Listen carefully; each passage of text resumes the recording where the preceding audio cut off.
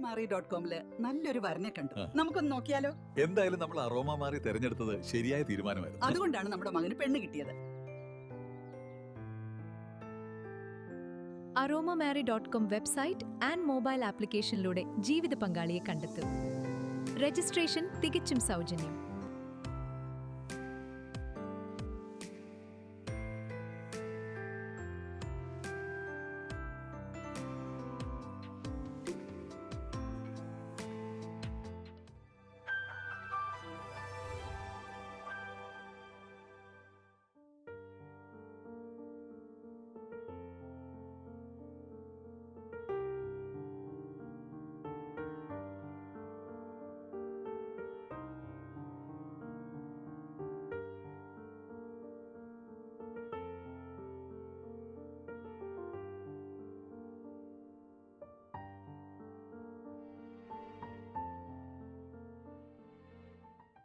Aroma ടിവിയുടെ എല്ലാ മാന്യ ശ്രോതാക്കൾക്കും വേഗം വരുന്ന കർത്താവായ യേശു ക്രിസ്തുവിന്റെ ധന്യതിരുനാമത്തിൽ വന്ദനത്തെയും സ്വാഗതത്തെയും അറിയിക്കുന്നു. അനുഗ്രഹീതവും മനോഹരവുമായ നല്ല നിമിഷങ്ങൾക്കായി, നല്ല ദിവസത്തിനായി ഞാൻ കർത്താവിന് സ്തോത്രം ചെയ്യുന്നു. ഇന്ന് നമ്മുടെ ക്ഷണം സ്വീകരിച്ച് നമ്മോടൊപ്പം ജോയിൻ ചെയ്തിരിക്കുന്നത് കർത്താവിന്റെ വിലപ്പെട്ട ദാസൻ പാസ്റ്റർ സജി മാത്യു അവറുകളാണ്. ഉത്തരഭാരതത്തിൽ കർത്താവിന് വേണ്ടി ശക്തമായി ഈ കാലയളവിൽ ദൈവം ഉപയോഗിച്ചുകൊണ്ടിരിക്കുന്ന ഒരു ദൈവഭൃത്യനാണ് കർത്താവിൻ്റെ ദാസൻ പാസ്റ്റർ സജി മാത്യു. കഴിഞ്ഞ ദീർഘവർഷങ്ങളായി ക്രിസ്തുവിൽ എൻ്റെ സ്നേഹിതനായ കർത്താവിൻ്റെ ദാസൻ കടന്നുപോയ ഒരുപാട് അനുഭവങ്ങളും ഓർമ്മകളും തൻ്റെ ജീവിതാനുഭവങ്ങളും അരോമ ടി വി പ്രേക്ഷകരോടൊപ്പം പങ്കുവയ്ക്കുന്നു. പ്രേക്ഷകരെ ഏറെ സ്വാധീനിക്കുന്ന, സ്പർശിക്കുന്നതായ ഒരുപാട് അനുഭവങ്ങൾ താൻ പ്രേക്ഷകരോടൊപ്പം പങ്കുവയ്ക്കുന്നു.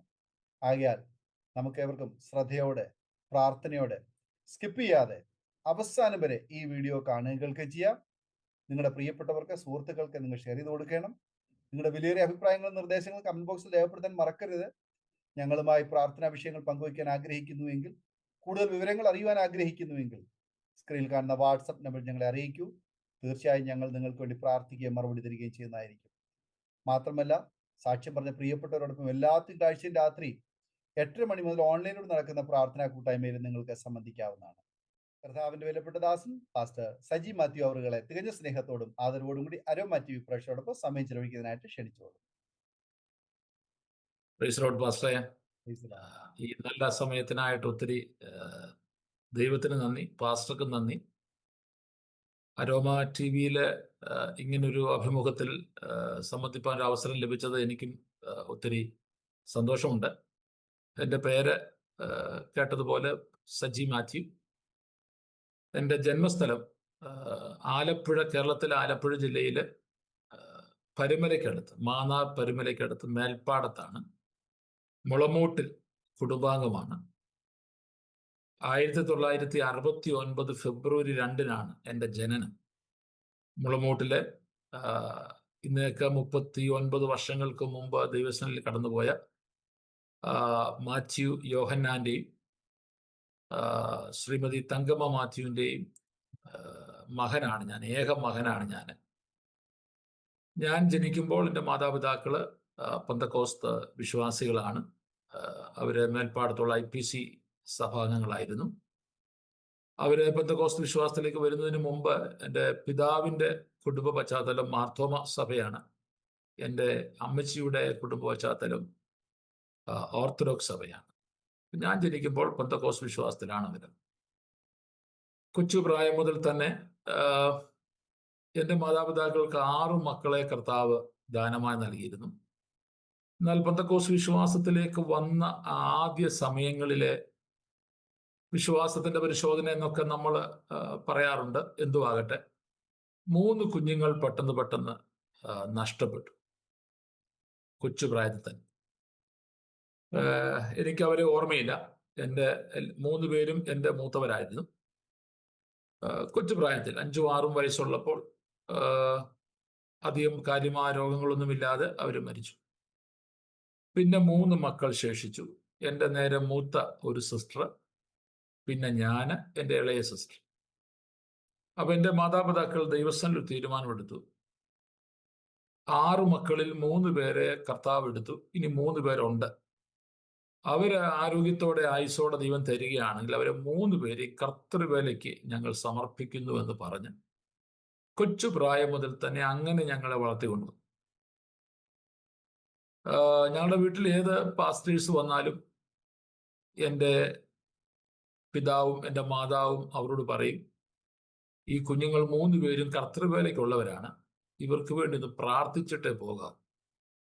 ഞാൻ ഇന്നെന്ന പോലെ ഓർക്കുന്നു, ഞങ്ങള് തലയിൽ ആ കർത്തൃവേലക്കാർ കൈവെക്കും, ഞങ്ങൾക്ക് വേണ്ടി പ്രാർത്ഥിക്കും. അപ്പൊ കൊച്ചു പ്രായം മുതൽ സുവിശേഷ വേല, കർത്തൃവേല, ആത്മാക്കളെ നേടുക, ഇത് കേട്ടാ ഞങ്ങൾ വളർന്നു വന്നത്. അപ്പോൾ തന്നെ പാസ്റ്ററെ, ഈ പെന്തക്കോസ്തൽ ജനിച്ചു വളർന്നതുകൊണ്ട് ഈ സുവിശേഷ വേലയോട് ഒത്തിരി ഇഷ്ടവും ബഹുമാനമായിരുന്നു. പക്ഷെ ഒരു സുവിശേഷ വേലക്കാരൻ അനുഭവിക്കുന്ന തിക്താനുഭവങ്ങൾ കണ്ടും കേട്ടും വളർന്നു വന്നതുകൊണ്ട് അങ്ങനെ ഒരു പൂർണ്ണ സമയ സുവിശേഷ വേലക്കാരനാകണമെന്ന് എനിക്ക് ആഗ്രഹമില്ലായിരുന്നു. എന്തെങ്കിലും ജോലിയോ ബിസിനസ്സോ, ഇന്നത്തെ കാലഘട്ടം അറിയാമല്ലോ, ഇന്നത്തെ പോലെ അല്ല. ആ ദൈവം നൽകുന്ന എന്തെങ്കിലും ഒരു സാഹചര്യത്തിനനുസരിച്ച് ഉപജീവന മാർഗത്തിന് വേണ്ടുന്ന എന്തെങ്കിലുമൊക്കെ ചെയ്ത് സുവിശേഷ വരികയാണ്, ഇതായിരുന്നു ആഗ്രഹം.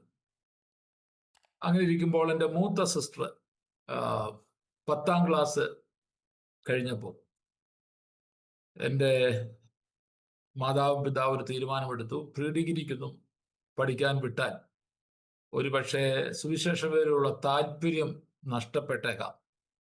അതുകൊണ്ട് 15 വയസ്സ് കഴിഞ്ഞപ്പോൾ എൻ്റെ മൂത്ത സിസ്റ്റർ, മേഴ്സി എന്നാണ് പേര്, തിരുവല്ലയിലുള്ള ഷാരോൻ ബൈബിൾ, അന്ന് ലേഡീസിന് ബൈബിൾ സ്കൂൾ കേരളത്തിൽ എൻ്റെ ഓർമ്മ അറിവിന് ശരിയെങ്കിൽ തിരുവല്ല ഷാരോനിലേ ഉള്ളൂ ആ കാലഘട്ടത്തിൽ. പിന്നീട് പലയിടത്ത് തുടങ്ങി, ന്യൂ ഇന്ത്യ ബൈബിൾ കോളേജിൽ തുടങ്ങി. അങ്ങനെ അവിടെ പഠിക്കാൻ പറ്റും. ഞാനിപ്പോഴും ഓർമ്മ, എൻ്റെ ചേച്ചി കരഞ്ഞുകൊണ്ടാണ് പോയത്. അന്ന് പറയുമായിരുന്നു, അച്ഛാ അമ്മേ, ഞാൻ പ്രീ ഡിഗ്രിക്ക് 2 വർഷം പഠിക്കട്ടെ, ഒരു 10-18 വയസ്സാകട്ടെ, 8ഉം 8ഉം ഒക്കെ ഒന്ന് തിരിഞ്ഞതിന് ശേഷം ഞാൻ ബൈബിൾ സ്കൂളിൽ പോവാം. അപ്പോൾ പറയില്ല മക്കളെ, നീ അന്ന് ഈ പ്രീ ഡിഗ്രി ഒക്കെ കോളേജിലാണ്, സ്കൂളിലല്ല. 10th കഴിഞ്ഞാൽ പിന്നെ പ്രീ ഡിഗ്രി കോളേജിൽ പോകും. അപ്പം നീ കോളേജിൽ പോയാൽ നിന്റെ മനസ്സ് മാറും. അതുകൊണ്ട് അങ്ങനെ നിർബന്ധിച്ചു വിട്ടു. അങ്ങനെ എൻ്റെ മൂത്ത ചേച്ചി ബൈബിൾ സ്കൂൾ പഠനം 3 വർഷം അവിടെ പഠിച്ചു. പിന്നെ പാസ്റ്ററെ കൊണ്ട് വിവാഹം കഴിപ്പിക്കുന്നു. ഞാൻ 10th കഴിഞ്ഞപ്പോൾ എന്നെ പ്രീ ഡിഗ്രിക്ക് വിട്ടവര്. പക്ഷെ കണ്ടീഷൻ ഇതായിരുന്നു, മോനെ, നിന്റെ ഏകാഗ്രതയോ ശ്രദ്ധയോ നഷ്ടപ്പെടരുത്, നീ എവിടെ പോയാലും സുവിശേഷ വേലക്കാരനാകണം, ഞങ്ങൾ കഷ്ടപ്പെട്ട് നിങ്ങളെ വളർത്തിക്കൊള്ളാം, ഞങ്ങൾക്ക് നിങ്ങളൊന്നും അധ്വാനിച്ച് തരണ്ട, ഞങ്ങൾ മരിക്കുമ്പോൾ നിങ്ങൾ 3 പേരും സുവിശേഷ വേല ചെയ്യുന്നവരായിട്ട് കണ്ടിട്ട് പോകണം, അങ്ങനെ പറയുമായിരുന്നു. അങ്ങനെ ഞാൻ പ്രീ ഡിഗ്രി പരുമലയിലുള്ള ദേവസ്വം ബൊമ്പ കോളേജിൽ പഠിച്ചു. അത് കഴിഞ്ഞ ഉടൻ തന്നെ 86-ൽ ഞാൻ മണക്കാലയിലുള്ള ബൈബിൾ സ്കൂളിൽ പഠിക്കുവാനായിട്ട് പോയി. എനിക്ക് അഡ്മിഷൻ ലഭിച്ചു. ഞാൻ BTH-നാണ് പഠിക്കാൻ പോയത്. അന്ന് പ്രീ ഡിഗ്രി മതി BTH-ന് അഡ്മിഷൻ കിട്ടാൻ. സറാംപൂരിന്റെ BTH പ്രോഗ്രാമിന് അഡ്മിഷൻ കിട്ടാൻ പ്രീ ഡിഗ്രി മതി. ഞാൻ BTH പ്രോഗ്രാമിന് വേണ്ടി ആപ്ലിക്കേഷൻ കൊടുത്തു. പക്ഷേ അന്നൊക്കെ മണക്കാലയിൽ മാക്സിമം 80 അല്ലെങ്കിൽ 100 താഴെയോ എല്ലാ കോഴ്സുകൾക്കും കൂടെ അഡ്മിഷൻ കൊടുത്താൽ 600, 650, 700 പേരാണ് അഡ്മിഷൻ വന്നുകൊണ്ടിരുന്നത്, ഇന്റർവ്യൂ വന്നുകൊണ്ടിരുന്നത്. അതിൽ നിന്നാണ് കഷ്ടിച്ച് മാക്സിമം 100 പേരെ തിരഞ്ഞെടുത്തുകൊണ്ടിരുന്നത്. അങ്ങനെ ഒരു കാലഘട്ടമായിരുന്നു. എൻ്റെ ഇന്റർവ്യൂ എല്ലാം കഴിഞ്ഞപ്പം എനിക്ക് BTH-ന് ഞാൻ എലിജിബിൾ അല്ല എന്ന് പറഞ്ഞു. എനിക്ക് ഇംഗ്ലീഷ് അറിയത്തില്ല. പ്രീ ഡിഗ്രി ഒക്കെ പഠിച്ചതെന്ന് പറഞ്ഞാൽ പോലും ഇംഗ്ലീഷ് അറിയില്ല. അപ്പൊ എന്നോട് അവർ പറഞ്ഞു, 1 വർഷം മലയാളം മീഡിയത്തിൽ CTH-ന് പഠിക്കാൻ, എന്നിട്ട് ഈ 1 വർഷം കൊണ്ട് ഇംഗ്ലീഷൊക്കെ ഒന്ന് ഡെവലപ്പ് ചെയ്തിട്ട് നെക്സ്റ്റ് ഇയറിൽ ഒരു പ്രത്യേക ടെസ്റ്റ് ഒക്കെ എഴുതി BTH-ന് അഡ്മിഷൻ തരാമെന്ന്. അങ്ങനെ ഞാൻ എഗ്രി ചെയ്തു. 86-ൽ അവിടെ മലയാളം മീഡിയത്തിൽ ഞാൻ പഠിച്ചു. സെക്കൻഡ് സെമസ്റ്റർ ആരംഭിക്കുമ്പോൾ എൻ്റെ പ്രിയ പിതാവ് ക്യാൻസർ രോഗിയായി. ഞാൻ ഏകമകനേ ഉള്ളൂ. മൂത്ത ചേച്ചിയുടെ വിവാഹം കഴിഞ്ഞു. അവര് കാട്ടാക്കടയ്ക്കടുത്ത് തെക്കൻ തിരുവിതാംകൂർ, തിരുവനന്തപുരം ജില്ലയിൽ അവർ കർത്തൃവേല ചെയ്യുന്നു. ഇളയ സിസ്റ്റർ അപ്പോൾ പഠിക്കുക 10th. അപ്പം ഞാൻ എൻ്റെ പിതാവിൻ്റെ കൂടെ, എൻ്റെ അച്ഛൻ്റെ കൂടെ ഹോസ്പിറ്റലിൽ നിൽക്കാൻ വേണ്ടി ബൈബിൾ സ്കൂളിൽ നിന്ന് അവധിയെടുത്ത് വന്നു. മറ്റാരുമില്ലായിരുന്നു. ചുരുക്കി പറഞ്ഞാൽ ഫസ്റ്റ് ഇയറിൻ്റെ സെക്കൻഡ് സെമസ്റ്റർ ഇതിന് നഷ്ടപ്പെട്ടു, മലയാളം മീഡിയത്തിൽ തന്നെ. അപ്പം നെക്സ്റ്റ് ഇയർ, ഫോളോയിങ് ഇയറിൽ BTech കിട്ടണമെങ്കിൽ ഞാൻ ആ വെക്കേഷൻ സമയത്ത് ഒരു സ്പെഷ്യൽ കോച്ചിങ് എടുക്കണം, ഒരു ഓറിയന്റേഷൻ അറ്റൻഡ് ചെയ്യണം, ഒരു ടെസ്റ്റ് എഴുതണം. അപ്പോൾ അതും എനിക്ക് പറ്റും. ആ സമയങ്ങളിലൊക്കെ എൻ്റെ പ്രിയ അച്ചായന് രോഗക്കിടക്കരുത്. അപ്പം 2ാം വർഷം BTech എന്നുള്ള സ്വപ്നവും അവിടെ നഷ്ടപ്പെടുക, അത് സാധിച്ചില്ല. 87 ജൂലൈ 10 എൻ്റെ പിതാവ് നിത്യത്തിലേക്ക് പോകുന്നു. അങ്ങനെ നെക്സ്റ്റ് ഇയറിലെ 2ാമത്തെ വർഷത്തിലെ CTH പോലും പഠിക്കാൻ പറ്റാത്ത നിലയിൽ 2ാം വർഷത്തിന്റെ ഫസ്റ്റ് സെമസ്റ്റർ CTH നഷ്ടപ്പെട്ടു. ഒന്ന്, BTech പഠനം, ആ ആഗ്രഹം നടക്കാതെ പോകുന്നു. മലയാളം മീഡിയം CTH ആണെങ്കിലും അതിൻ്റെ ഫസ്റ്റ് ഇയറിന്റെ സെക്കൻഡ് സെമസ്റ്റർ നഷ്ടപ്പെട്ടു, സെക്കൻഡ് ഇയറിന്റെ ഫസ്റ്റ് സെമസ്റ്റർ നഷ്ടപ്പെട്ടു. എൻ്റെ പ്രിയപ്പെട്ട പിതാവ് ഈ ലോകത്തിൽ നിന്ന് നിത്യത്തിലേക്ക് പോവുകയും ചെയ്തു. വീടിൻ്റെ ഉത്തരവാദിത്തങ്ങളൊക്കെ മാനുഷിക നിലയിൽ എൻ്റെ മേലായി. എന്നാൽ എൻ്റെ പിതാവ്, എൻ്റെ അച്ഛൻ മരിക്കുന്നതിന് എൻ്റെ ഓർമ്മ ശരിയാണ്, ഒരു അരമണിക്കൂർ മുമ്പ് തൻ്റെ ബോധം നഷ്ടപ്പെട്ടത് അവസാനത്തെ അരമണിക്കൂറേ ഉള്ളൂ.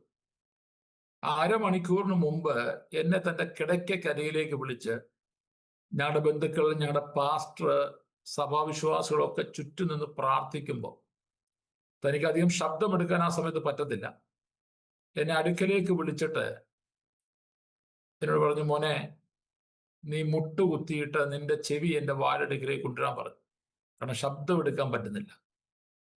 ഞാനങ്ങനെ എൻ്റെ അച്ഛൻ കിടക്കുന്ന കട്ടിലിൻ്റെ താഴെ മുട്ടുകുത്തി എൻ്റെ ചെവി അച്ഛൻ്റെ മുഖത്തോട് അടുപ്പിച്ചുകൊണ്ട് പറഞ്ഞു, നീ ബൈബിൾ സ്കൂളിൽ പോയത്, നിന്നെ അയച്ചത് കണ്ടിട്ടാണ് ഞാൻ പോകുന്നത്. മോൻ ഒരു കാരണവശാലും മുമ്പോട്ട് വെച്ച കാല് പുറകോട്ട് വലിക്കരുത്. എനിക്ക് നിനക്ക് തരാൻ ഒന്നുമില്ല, കുറെ കടങ്ങൾ, സാമ്പത്തിക കടങ്ങൾ മാത്രമേ ഉള്ളൂ. പക്ഷേ ദൈവം നിന്നെ അനുഗ്രഹിക്കും മോനെ, ദൈവം നിന്നെ ലോകപ്രശസ്തനാക്കും. നീ സുവിശേഷ വരയിൽ പിന്നോട്ട് പോകരുത്. ഞാൻ വരുത്തി വെച്ച കട ഉൾപ്പെടെ നീ വീട്ടും, അതിനുള്ള വഴികൾ ദൈവം നിനക്ക് തരും. പക്ഷെ നീ വിശ്വസ്തയോടെ കർത്താവിൻ്റെ മുഖത്തേക്ക് നോക്കണം. എൻ്റെ കൈക്ക് പിടിച്ച് സത്യം ചെയ്യണം. ഇല്ലച്ചാ, ഞാൻ പുറകോട്ട് പോകില്ല, ഞാൻ കർത്തൃവേലിൽ തന്നെ നിന്നോളാം. അങ്ങനെ ഞാൻ ആ കൈക്ക് പിടിച്ചു. അതിന് സാക്ഷികളാണ് ഞങ്ങളുടെ ചർച്ചിൽ അന്നുണ്ടായിരുന്ന പാസ്റ്റർ, മറ്റ് ധാരാളം ബന്ധുമിത്രാദികളും സഭാജനങ്ങളൊക്കെ. ഞാൻ പറഞ്ഞു, ഇല്ല, ഞാൻ എന്ത് വന്നാലും പിന്നോട്ടില്ല. അങ്ങനെ അതിനുശേഷം സംസാരം കംപ്ലീറ്റ് നിന്നു. അവസാന ശ്വാസം വലി തുടങ്ങി. അരമണിക്കൂർ ആ അവസാന ശരീരത്തിൽ നിന്ന് പ്രാണൻ വിട്ടുപോകുന്ന ആ ഒരു പ്രതിസന്ധി, ആ ഒരു ബുദ്ധിമുട്ടുണ്ടായിരുന്നു. മരിച്ചു. അപ്പം ഇങ്ങനെയൊക്കെ ഞാൻ എൻ്റെ പിതാവിന് വാക്ക് കൊടുത്തെങ്കിലും എന്നെ സംബന്ധിച്ച് ഞാൻ എല്ലാ നിലകളിലും ഡിസ്റ്റർബായി. കൊച്ചു പ്രായമാണ്, 19 വയസ്സ്, 18 വയസ്സ് കഴിഞ്ഞ് 19 വയസ്സേ ഉള്ളൂ.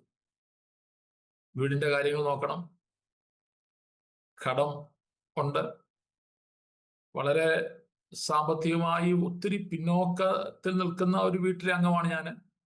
ഒരു സമ്പന്ന കുടുംബമല്ല.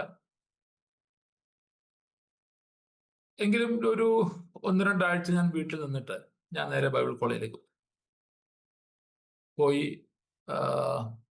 മണക്കാല സെമിനാരിയുടെ സ്ഥാപകൻ എന്നെ ഈ നിലയിലാക്കുവാൻ ദൈവം ഉപയോഗിച്ച ചുരുക്കം ചിലരിൽ ഏറ്റവും പ്രധാനി, കർത്താവിൻ്റെ സന്നിധിയിൽ വിശ്രമിക്കുന്ന ഞാൻ കുഞ്ഞുമോൻ ചായ എന്ന് വിളിക്കുന്ന ഡോക്ടർ TG കോശി.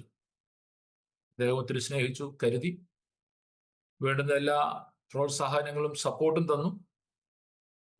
ഞാൻ ഒരു പരുവത്തിന് പാസ്റ്ററെ 3 വർഷം അവിടെ പഠിച്ചു, തികച്ചു, ഗ്രാജുവേഷനും ചെയ്തു. വലിയ തമാശ. ഞാൻ എല്ലാവരോടും വളരെ ചിരിയോടുകൂടെ പറയാറുണ്ട്, സത്യത്തിൽ എനിക്ക് ഒരു CTHന്റെ സർട്ടിഫിക്കറ്റ് പോലും ഇതുവരെ ഇല്ലെന്നുള്ളതാണ് സത്യം. കാരണം ഞാൻ ഗ്രാജുവേഷൻ കഴിഞ്ഞു, അതിനുശേഷം സർട്ടിഫിക്കറ്റ് വാങ്ങാൻ പല പ്രാവശ്യം പോയപ്പോൾ എന്നോട് പറഞ്ഞു CTHന്റെ 2 സെമസ്റ്റർ എക്സാം നഷ്ടപ്പെട്ടിരിക്കുകയാണ്. അപ്പൊ മറ്റ് ബൈബിൾ കോളേജുകളിൽ ചെയ്യുന്ന പോലും മണക്കാലെ നമുക്കൊന്നും കോംപ്രമൈസ് ചെയ്യാൻ പറ്റത്തില്ല, അവർക്കൊരു സിസ്റ്റമാണ്.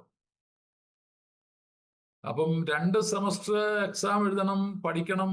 ഇപ്പൊ ഞാൻ 89 ഫെബ്രുവരിയിൽ അവിടുന്ന് ഔട്ടാകുന്നു. 89 നേരെ ഞാൻ നോർത്ത് ഇന്ത്യക്ക് വരാനുള്ള ആവേശത്തിൽ ബോംബെയിലേക്ക് വരുന്നു. ഇവിടെ നാട്ടിൽ ചെല്ലുമ്പോഴാണ് ഈ സർട്ടിഫിക്കറ്റിന് വേണ്ടി മണക്കാല പോകുന്നത്. അപ്പൊ അവർ പറയും എക്സാമിനേഷൻ എഴുതണം. അപ്പം പിന്നെയും പഠിക്കുക, പരീക്ഷ എഴുതുക എന്നൊന്നും ചിന്തിക്കാൻ പോലും പറ്റത്തില്ല. ചുരുക്കി പറഞ്ഞാൽ എനിക്ക് ഇതുവരെ CTHന്റെ പോലും സർട്ടിഫിക്കറ്റ് ഇല്ല എന്നുള്ളതാണ് സത്യം. ഈ നോർത്ത് ഇന്ത്യയില് വരാനായിട്ട് എന്നിൽ ആവേശം പകർന്ന പലരുമുണ്ട്. അതിൽ ഏറ്റവും കൂടുതൽ എന്നെ സ്വാധീനിച്ചത് ഡോക്ടർ തോമസ് മാത്യു അങ്കിളാണ്. രാജസ്ഥാനിലെ ഉദയപൂർ കേന്ദ്രമായി കർത്താവിന് വേണ്ടി നിന്ന ഇന്ത്യയുടെ അപ്പോസ്തലൻ എന്നൊക്കെ നമ്മൾ അഭിമാനത്തോടെ വിളിക്കുന്ന ഡോക്ടർ തോമസ് മാത്യു അങ്കിളാണ്. 2005 അദ്ദേഹം നിത്യത്തിലേക്ക് പോയി. അദ്ദേഹത്തിന്റെ കേരളത്തിൽ വന്നുള്ള പ്രസംഗങ്ങൾ, മണക്കാല സെമിനാറിൽ വന്ന് നടത്തിയിട്ടുള്ളതായ പ്രസംഗങ്ങളൊക്കെ എന്നെ ആഴത്തിൽ സ്വാധീനിച്ചു. മറ്റു പലരുമുണ്ട്. ക്യാപ്റ്റൻ എം ഷാമുവൽ എന്നെ സ്വാധീനിച്ചിട്ടുണ്ട്. എൻ്റെ കൊച്ചു പ്രായത്തിൽ ഡോക്ടർ കുര്യൻ തോമസ് തുടങ്ങിയ, ഡോക്ടർ PM തോമസ് തുടങ്ങിയ ആ വലിയ ദൈവമനുഷ്യർ എന്നെ സ്വാധീനിച്ചിട്ടുണ്ട്. കാരണം ഞങ്ങൾ മക്കളെ 3 പേരും സുവിശേഷ വേലയ്ക്ക് വേണ്ടി സമർപ്പിച്ചതുകൊണ്ട് എവിടെയെങ്കിലും തിരുവല്ല സറൗണ്ടിൽ ഒരു ഓടിയെത്താൻ പറ്റുന്ന സ്ഥലത്ത് ഇങ്ങനെയുള്ള നോർത്ത് ഇന്ത്യൻ മിഷണറിമാർ വന്നാൽ എൻ്റെ അപ്പനും അമ്മയും ഞങ്ങളെ അവിടെ കൊണ്ടുപോകും. കാരണം ഞങ്ങളിൽ ആവേശം ഉണ്ടാക്കാൻ വേണ്ടിയാണ്. പൈസ ഉണ്ടായിട്ടൊന്നുമല്ല, പലപ്പോഴും നടന്നൊക്കെയാണ് പോയിട്ടുള്ളത്. അപ്പൊ അങ്ങനെ ആ ഒരു നിലയിൽ ഞങ്ങൾ വളർന്നു വന്നു. നോർത്ത് ഇന്ത്യക്ക് പഠനം കഴിഞ്ഞപ്പോൾ തന്നെ നാട്ടിൽ നിന്ന് ഒത്തിരി പ്രഷർ വന്നു. അപ്പനില്ല, വീട് നോക്കേണ്ടവനാണ്. TG കോശ് സാറ് സ്നേഹത്തോടിനോട് പറഞ്ഞു, കുഞ്ഞെ ഇവിടെ ഏതെങ്കിലും ഒരു ചർച്ചിന്റെ പാസ്റ്റർ ആകണം, അമ്മയെ നോക്കണം, ഇളയ സിസ്റ്ററെ നോക്കണം. പക്ഷെ ഞാൻ അതിന് വഴങ്ങിയില്ല. കാരണം നോർത്ത് ഇന്ത്യ എന്ന് പറയുന്ന ഒരു വലിയ പ്രചോദനം നൽകുന്ന ആ ഒരു വസ്തുത, ആ ഘടകം എന്നെ പ്രേരിപ്പിച്ചോട്ടു. ഞാൻ ബോംബെയിലാണ് ആദ്യം വന്നത്. ബോംബെയിൽ വന്ന് ഞാൻ ആദ്യം ബോംബെയിൽ വരാൻ കാരണം, ഇന്ന് മഹാരാഷ്ട്രയിലെ ഡോംബൂലി, താന ജില്ലയിലുള്ള ഡോംബൂലിക്ക് അടുത്ത് താമസിക്കുന്ന പാസ്റ്റർ PT വർഗീസ്, മഹനദാൻ ഫെലോഷിപ്പ് എന്ന പ്രസ്ഥാനത്തിന്റെ സ്ഥാപകൻ, പ്രസിഡന്റ്, അദ്ദേഹവുമായിട്ട് കണക്ട് ചെയ്താണ് ഞാൻ വന്നത്. അദ്ദേഹത്തിന്റെ വീട്ടിലേക്കാണ് ഞാൻ വന്നത്. 5-8 മാസം ഞാൻ ബോംബെയിലുണ്ടായിരുന്നു.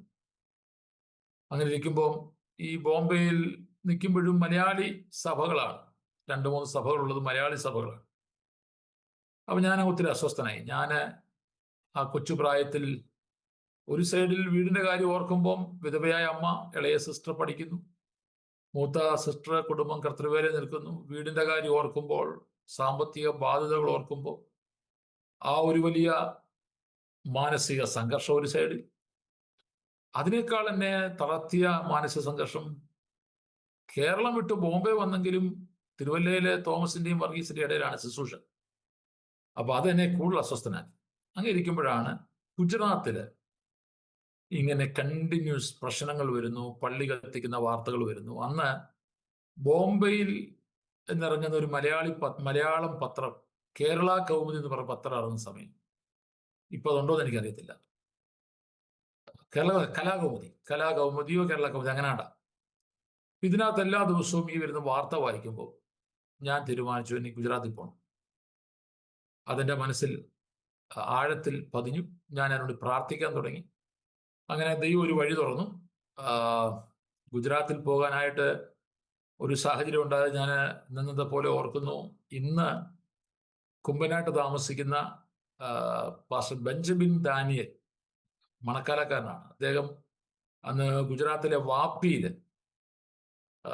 ഒരു സിന്ദഗിനി കമ്പനിയുടെ മാനേജറാണ്. അദ്ദേഹവുമായിട്ട് ഞാൻ പരിചയപ്പെടുന്നു. അദ്ദേഹം മുഖാന്തരം സൂററ്റിൽ അദ്ദേഹത്തിൻ്റെ ഫ്രണ്ട് ത്രൂ ഒരു സാഹചര്യം ഉണ്ടാകുന്നു. അന്ന് ഹജിറ റോഡിൽ ഇന്ന് ഇച്ചാപ്പൂർ എന്നറിയപ്പെടുന്ന ഒരു ഗ്രാമം, അതൊരു കുഗ്രാമമാണ്. ഇന്ന് അതെല്ലാം സൂറത്ത് സിറ്റിയുടെ വലിയ ഭാഗമായിട്ട് മാറി, ഡയമണ്ട് സിറ്റിയുടെ വലിയ ഭാഗമായിട്ട് മാറി. ഞാൻ 1990 ഇച്ചാപ്പൂരിലേക്ക് താമസം മാറി. നിരണത്തുകാരനായ ജോസ് എന്ന് പറയുന്ന ജോസ് മാത്യു, അദ്ദേഹം മർത്തോമക്കാരനാണ്. അന്ന് ഹജിറയില് റിലയൻസിന്റെ പെട്രോൾ കെമിക്കൽ വലിയ പ്ലാന്റിന്റെ കൺസ്ട്രക്ഷൻ നടക്കുക. അവിടുത്തെ കോൺട്രാക്ട് ജോലിക്ക് വന്നവരാണ്. അതിലൊരാളാണ് ഈ ജോസ് ബെഞ്ചമിൻ ദാനിയലുമായി കണക്റ്റായി. ജോസ് ബെഞ്ചമിനോട് പറഞ്ഞു, 10,000 ആൾക്കാർ വന്ന് ജോലി ചെയ്യുന്ന മേഖലകളാണ് ഇവിടെ ഒന്നും സുവിശേഷം എത്തിയിട്ടില്ല. നിങ്ങൾ ബന്ധുക്കോസുകാരാണല്ലോ, ഞങ്ങളുടെ സമൂഹത്തിൽ പറഞ്ഞാൽ അങ്ങനെ ഒത്തിരി ധാരാളമായി ഇങ്ങനെ മിഷൻ ഫീൽഡിലേക്ക് പോകാൻ ആൾക്കാരെ കിട്ടത്തില്ല. നിങ്ങൾക്ക് ആൾക്കാരുണ്ടല്ലോ, ആരെങ്കിലും വന്നാൽ ഞാൻ ഇവിടെ ഉള്ള കാലത്തോളം താമസിക്കുന്ന റൂമിന്റെ വാടക ഞാൻ കൊടുക്കാം. അങ്ങനെ ബെഞ്ചമിൻ ദാനിയൽ എന്നോട് പറഞ്ഞു, ഞാൻ അവിടെ പോകുന്നു. ഇച്ചാപ്പൂരില് ബസ് സ്റ്റോപ്പ് നമ്പർ 2 ഒരു റൂം എടുത്തു തരുന്നു. 500 രൂപ വാടകയ്ക്കുള്ള റൂം, കൊച്ചുമുറി. എനിക്ക് തോന്നുന്നൊരു 10x12 വലിപ്പം, ഒരു 120 സ്ക്വയർ ഫീറ്റ് കാണും. ഈ കൺസ്ട്രക്ഷൻ മേഖലയായതുകൊണ്ട് സൗകര്യമുള്ള റൂം കിട്ടാത്തതുകൊണ്ട് ഉള്ള റൂമുകൾക്കൊക്കെ ഭയങ്കര വാടക. അന്ന് 500 രൂപ ഒരു മാസം വാടക, 2000 രൂപ ഡിപ്പോസിറ്റ്. ഈ ജോസ് ബ്രദർ അത് തന്നു. അദ്ദേഹം 1 വർഷം വരെ തന്നുകൊണ്ടിരുന്നു. പിന്നീട് അദ്ദേഹം ട്രാൻസ്ഫർ ആയി. അതിനുശേഷം നിരണംകാരനാണെന്ന് എനിക്കറിയാം. അതിനുശേഷം ഞാൻ അദ്ദേഹത്തെ കണ്ടിട്ടില്ല. ആ റൂമിൽ താമസിച്ചു. ആ മുറിയുടെ 120 സ്ക്വയർ ഫീറ്റ് വരുന്ന കൊച്ചുമുറിയുടെ ഒരു കോർണർ എന്ന് പറയുന്നത് മോറി എന്ന് പറഞ്ഞാൽ ഫുഡൊക്കെ കുക്ക് ചെയ്യാം, പാത്രങ്ങൾ കഴുകുക, അതിനുവേണ്ടിയുള്ള സംവിധാനം. ഇങ്ങേപ്പുറത്തെ ഒരു കോർണർ എൻ്റെ ബെഡ്റൂം. ഞാൻ കിടക്കുന്ന ചെറിയൊരു റജായി ചുരുട്ടി വെക്കും, രാത്രി നൂർത്തിട്ട് കിടക്കും. ഇപ്പുറത്താണ് പ്രാർത്ഥന ഹാൾ. ആദ്യത്തെ 1 വർഷം അങ്ങനെ കാര്യമായിട്ട് ആരെയും എനിക്ക് നേടാൻ പറ്റിയില്ല. പക്ഷെ ഞാനൊരു കാര്യം ചെയ്യുമായിരുന്നു.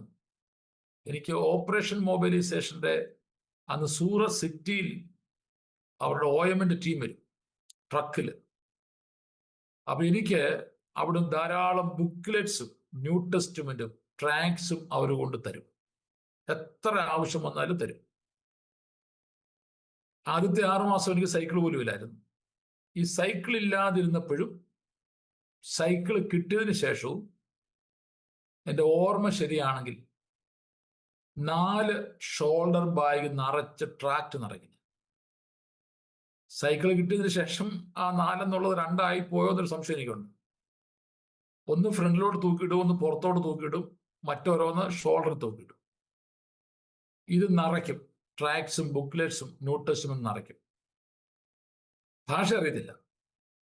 അപ്പൊ ഈ ബെഞ്ചമിൻ ദാനിയല്, ഇന്ന് അദ്ദേഹം IPCയുടെ വലിയൊരു പാസ്റ്ററാണ്. അദ്ദേഹം അന്ന് വാപ്പി ജോലിയാണ്. അദ്ദേഹം എനിക്ക് 2-3 ഗുജറാത്തി വാക്കുകൾ പഠിപ്പിച്ചിരിക്കുന്നു. വാച്വ മാട്ടെ ചോപ്പടി, വായിക്കാനുള്ള പുസ്തകം.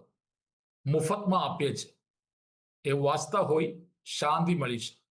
ഇത് വായിക്കുകയാണെങ്കിൽ നിങ്ങൾക്ക് സമാധാനം കിട്ടും.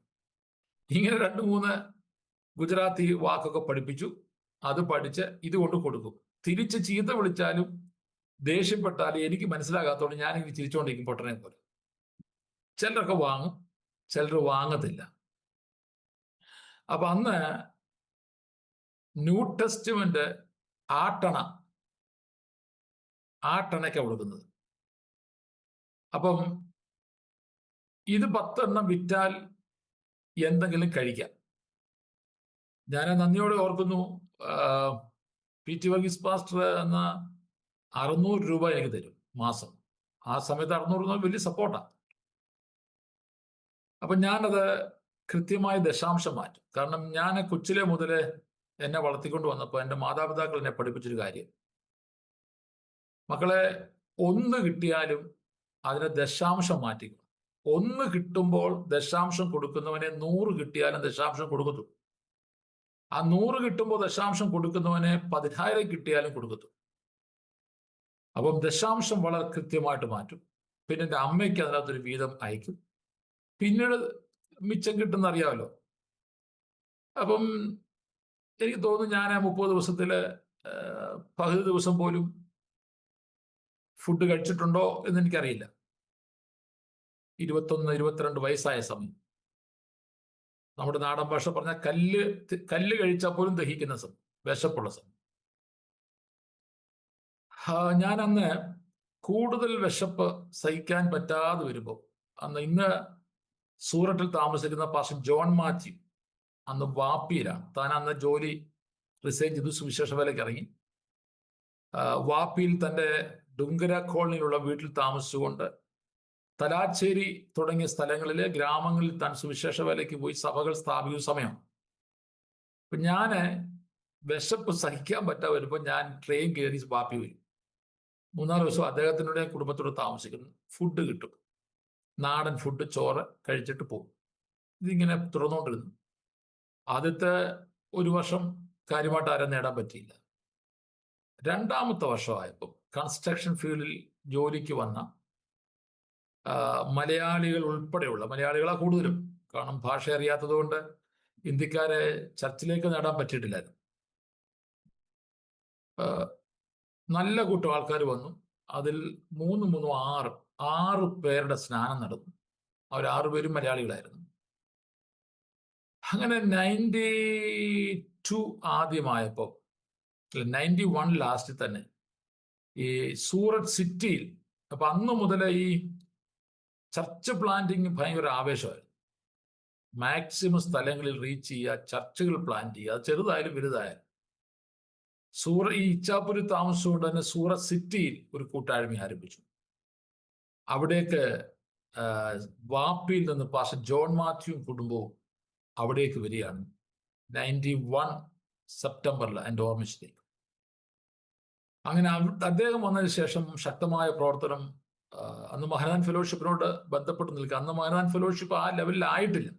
മഹനാൻ ഫെലോഷിപ്പ് എന്ന പ്രസ്ഥാനം തുടങ്ങുന്നത് 91 അവസാനം ആണെന്നാണ് എൻ്റെ ഓർമ്മ, അതോ 92-ലാണ്. അങ്ങനെ സൂററ്റ് ടൗണിൽ സഭകളായി. പക്ഷെ ജോൺ മാത്യുവിന്റെ ലീഡർഷിപ്പിൽ പ്രവർത്തനങ്ങൾ ശക്തമായി.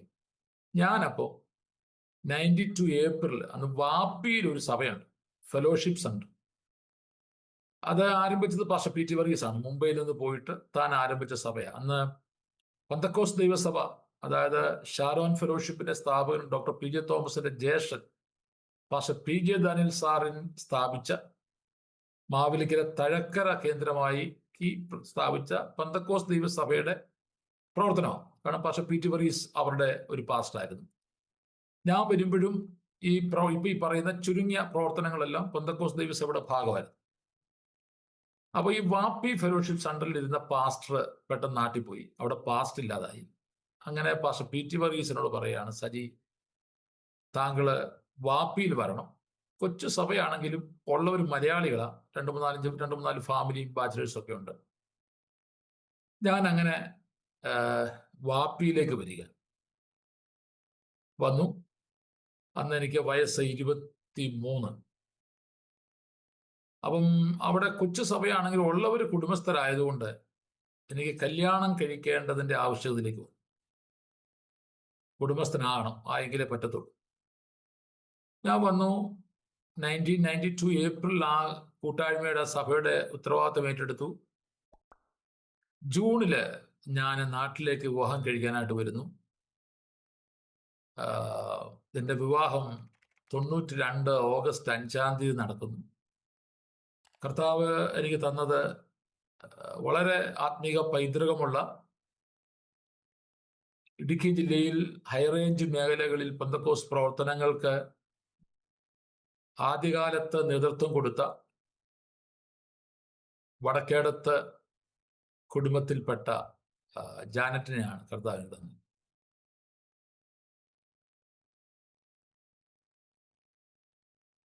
ആ കാര്യങ്ങൾ കൂടുതൽ പറയുവാനായിട്ട് എനിക്ക് പറ്റില്ല. ഞാൻ അതിലേക്ക് പോയാൽ നമ്മുടെ ഇന്റർവ്യൂ എനിക്ക് നന്നായിട്ട് തീർക്കാൻ പറ്റാത്തതുകൊണ്ട് ബോധപൂർവമായിട്ട് ഞാൻ അവിടെ നിന്ന് മാറി സഞ്ചരിക്കാനായിട്ട് ആഗ്രഹിക്കുകയാണ്. എനിവേ, കർത്താവ് ജാൻറ്റിനെ തന്നു.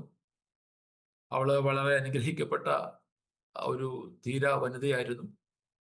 പായിപ്പാട് ന്യൂ ഇന്ത്യ വേൾഡ് കോളേജിൽ പഠിച്ചു. അവിടുത്തെ സ്റ്റാഫായി നിൽക്കുമ്പോഴാണ് ഞങ്ങളുടെ വിവാഹം നടക്കുന്നത്. ജാനറ്റിന്റെ ലൈഫിലേക്ക് വന്നതിന് ശേഷം ശുശ്രൂഷ മുഖം മാറി, തലങ്ങൾ മാറി. അങ്ങനെ അവിടെ ഞങ്ങൾ പ്രവർത്തിച്ചു. ആ സമയങ്ങളിലാണ് ഡെമണിൽ ഒരു കൂട്ടായ്മ ആരംഭിച്ചു. ഇന്ന് ഞങ്ങളുടെ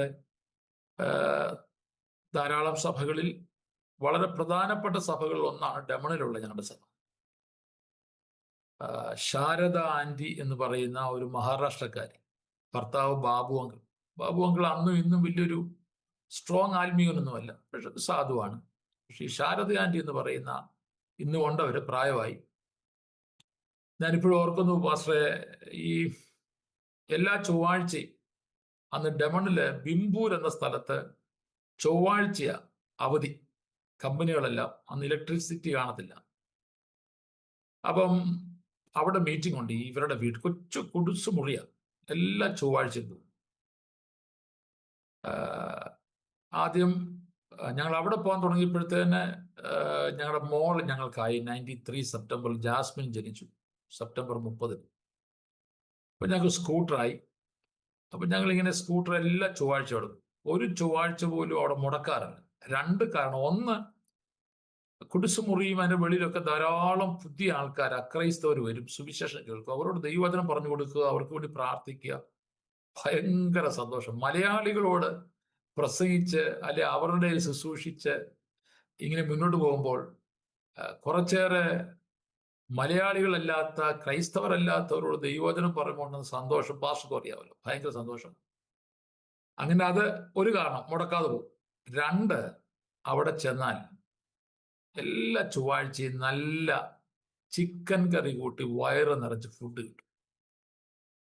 3, അന്ന് എനിക്ക് തോന്നുന്നു ആന്റിക്കും അങ്കിളിനും കൂടി 2 പേർക്കും കൂടെ ഇൻകം ഒരു 1000, 800, 1000 രൂപ താഴെ കാണത്തുള്ളൂ. 2 പേരുടെയും കൂടെ ശമ്പളം. എല്ലാ ചൊവ്വാഴ്ചയും പാസ്റ്റേ 100 രൂപ അവർ ഞങ്ങൾ തരും. അപ്പൊ ഒരു മാസം മിനിമം 400 രൂപ. എനിക്ക് തോന്നുന്നു അവരുടെ ഒരാളുടെ ശമ്പളം ആയിരിക്കാതെ വയറ് നിറച്ച് ചിക്കൻ കറി കൂട്ടി ഫുഡ്. കുറച്ചേറെ അക്രൈസ്തവരോടും നോൺ മലയാളീസിനോടും സുവിശേഷം പറയാൻ കിട്ടുന്ന അവസരം. 100 രൂപ. ആ കുടുംബത്തെ ദൈവം ഒത്തിരി അനുഗ്രഹിച്ചു. ഞാനിപ്പം ആ ആന്റിയെ പറ്റി ഒരു പുസ്തകം എഴുതാനുള്ള തയ്യാറെടുപ്പിലാണ്. ഇന്നുകൊണ്ടവര് ഏകമകനായിരുന്നു. ആ ഏകമകനെയും സുവിശേഷ വേലയ്ക്ക് വേണ്ടി വിട്ടു. മുംബൈക്കടുത്ത് താനെയിൽ സുവിശേഷ വേല ചെയ്തുകൊണ്ടിരിക്കുമ്പോൾ ആ മോന് പെട്ടെന്നൊരു പനിയൊക്കെ വന്നിട്ട് അവന് ഇൻഫെക്ഷൻ കൂടി മരിച്ചു. ആ ഏകമകനും നഷ്ടപ്പെട്ടു. പക്ഷേ ഈ പിതാവും മാതാവും, ഞാൻ പറഞ്ഞല്ലോ, പിതാവ് ഒരു ന്യൂട്രൽ നിൽക്കുകയാണ്, നല്ല മനുഷ്യനാണ്. പക്ഷെ മാതാവ് ഭയങ്കര തൻ്റെ ഇടത്തോട് കർത്താവിന് വേണ്ടി നിന്നു, എല്ലാവിധ സപ്പോർട്ടും തന്നു. പല പാസ്റ്റേഴ്സിനെ ഞങ്ങൾ അതിനുശേഷം സൺഡേ വർഷിപ്പ് തുടങ്ങി. അന്ന് ഞങ്ങൾ ഒരുക്കിയെടുത്ത പല ശുശ്രൂഷന്മാരെ അവിടെ അയച്ചു, പരീക്ഷിച്ചു. 3 or 4 പേരെ പരീക്ഷിച്ചു. അവരെല്ലാം പരാജയപ്പെട്ടു. ചിലരൊക്കെ പറയാതിട്ടിട്ട് പോയി. കാരണം ഡെമണിൽ അത്ര ഈസി അല്ല. ഡെമണിൽ നിൽക്കുക, അവിടെ കർത്താവിന്റെ വേല ചെയ്യുക.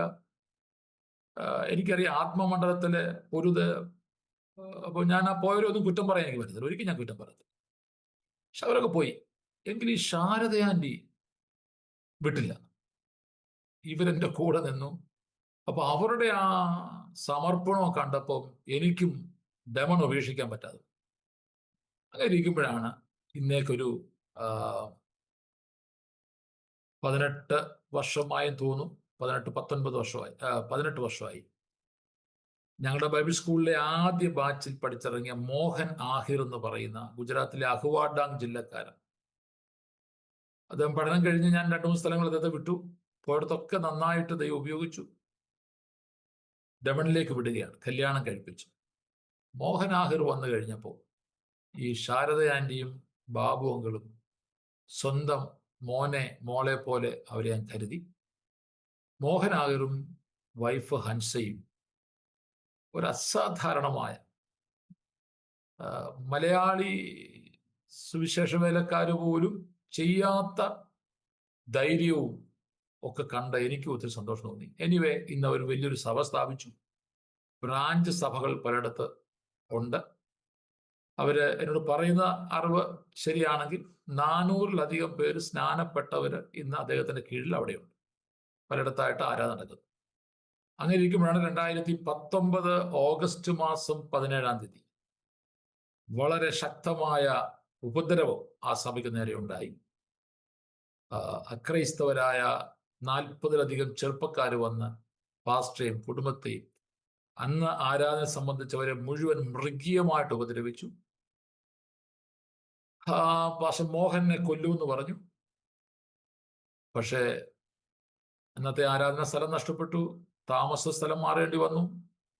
പ്രതിസന്ധികൾ ഒത്തിരി ഉണ്ടായെങ്കിലും കർത്താവിന്റെ വിശ്വസ്തത, കർത്താവിന്റെ കൃപ മോഹനാഹറിനെയും കുടുംബത്തെയും കർത്താവ് ഡെമണിൽ ഉറപ്പിച്ചു. 100 കണക്കിന് ആത്മാക്കളെ തന്നു. നിന്നെ വെട്ടിനുറുക്കി അറബിക്കടലിൽ തള്ളും എന്ന് ആൾക്കാര് പറഞ്ഞെടുത്ത്, ഗുണ്ടകൾ പറഞ്ഞെടുത്ത് ആ അറബിക്കടലിലാണ് ഈ 400ഓളം വരുന്ന ആൾക്കാരെ മുഴുവൻ താൻ പല സമയങ്ങളിലായിട്ട് സ്നാനപ്പെടുത്തുന്നത്. ആ അറബിക്കടലിന്റെ തൊട്ട് ചേർന്ന് ഇന്ന് ഡെവലപ്പ് ചെയ്ത ബീച്ചിനോട് ചേർന്നാണ് അദ്ദേഹത്തിന് വേണ്ടി ദൈവം കൊടുത്ത സ്വന്തം വീട്. ഞാൻ പലപ്പോഴും തമാശ പറയാറുണ്ട്, ഇന്ത്യയിലെ പ്രധാനപ്പെട്ട ബീച്ചിന്റെ തീരത്ത് കടൽക്കാറ്റേറ്റ് ജീവിക്കുന്ന പാസ്റ്റർമാർ ആരെങ്കിലും ഉണ്ടെങ്കിൽ പാസ്റ്റർ മോഹനാഗർ ആയിരിക്കും എന്നൊക്കെ ഞാൻ അദ്ദേഹത്തെ കാണുമ്പോൾ തമാശയായിട്ട് പറയാറ്. ഒരു നല്ല വീട്, ഫ്ലാറ്റ് ദൈവം കൊടുത്തു. അങ്ങനെ ഡെമണിൽ പ്രവർത്തനങ്ങളായി, കപ്രാട താലൂക്കിൽ പല സഭകളിൽ പ്രവർത്തനങ്ങളായി, സെൽവാസിൽ പ്രവർത്തനം ആരംഭിച്ചു. 12 വർഷം 92 മുതൽ 2004 വരെ വാപ്പിയിൽ താമസിച്ച് കർത്താവിന്റെ വേല ചെയ്തു. പല സ്ഥലങ്ങളിൽ ചർച്ചകൾ ആരംഭിച്ചു. വാപ്പിയിലെ പ്രവർത്തന കാലഘട്ടം എന്ന് പറയുമ്പോൾ ഒന്ന്, ഞങ്ങളുടെ രണ്ടുപേരുടെ, എൻ്റെയും വൈഫ് ജാനറ്റിൻ്റെയും ലൈഫിന്റെ ഏറ്റവും പ്രധാനപ്പെട്ട ക്രീം ഒരു പീരീഡാണ് ആ സമയം. ഞങ്ങളവിടെ അനുഭവിച്ചത് ഞാനിവിടെ വിവരിക്കാൻ ആഗ്രഹമില്ല. എനിക്ക് എല്ലാം വിവരിക്കാൻ പോയാൽ ശരിയാകത്തില്ല. ഞാൻ അതിലേക്ക് കടക്കുന്നില്ല.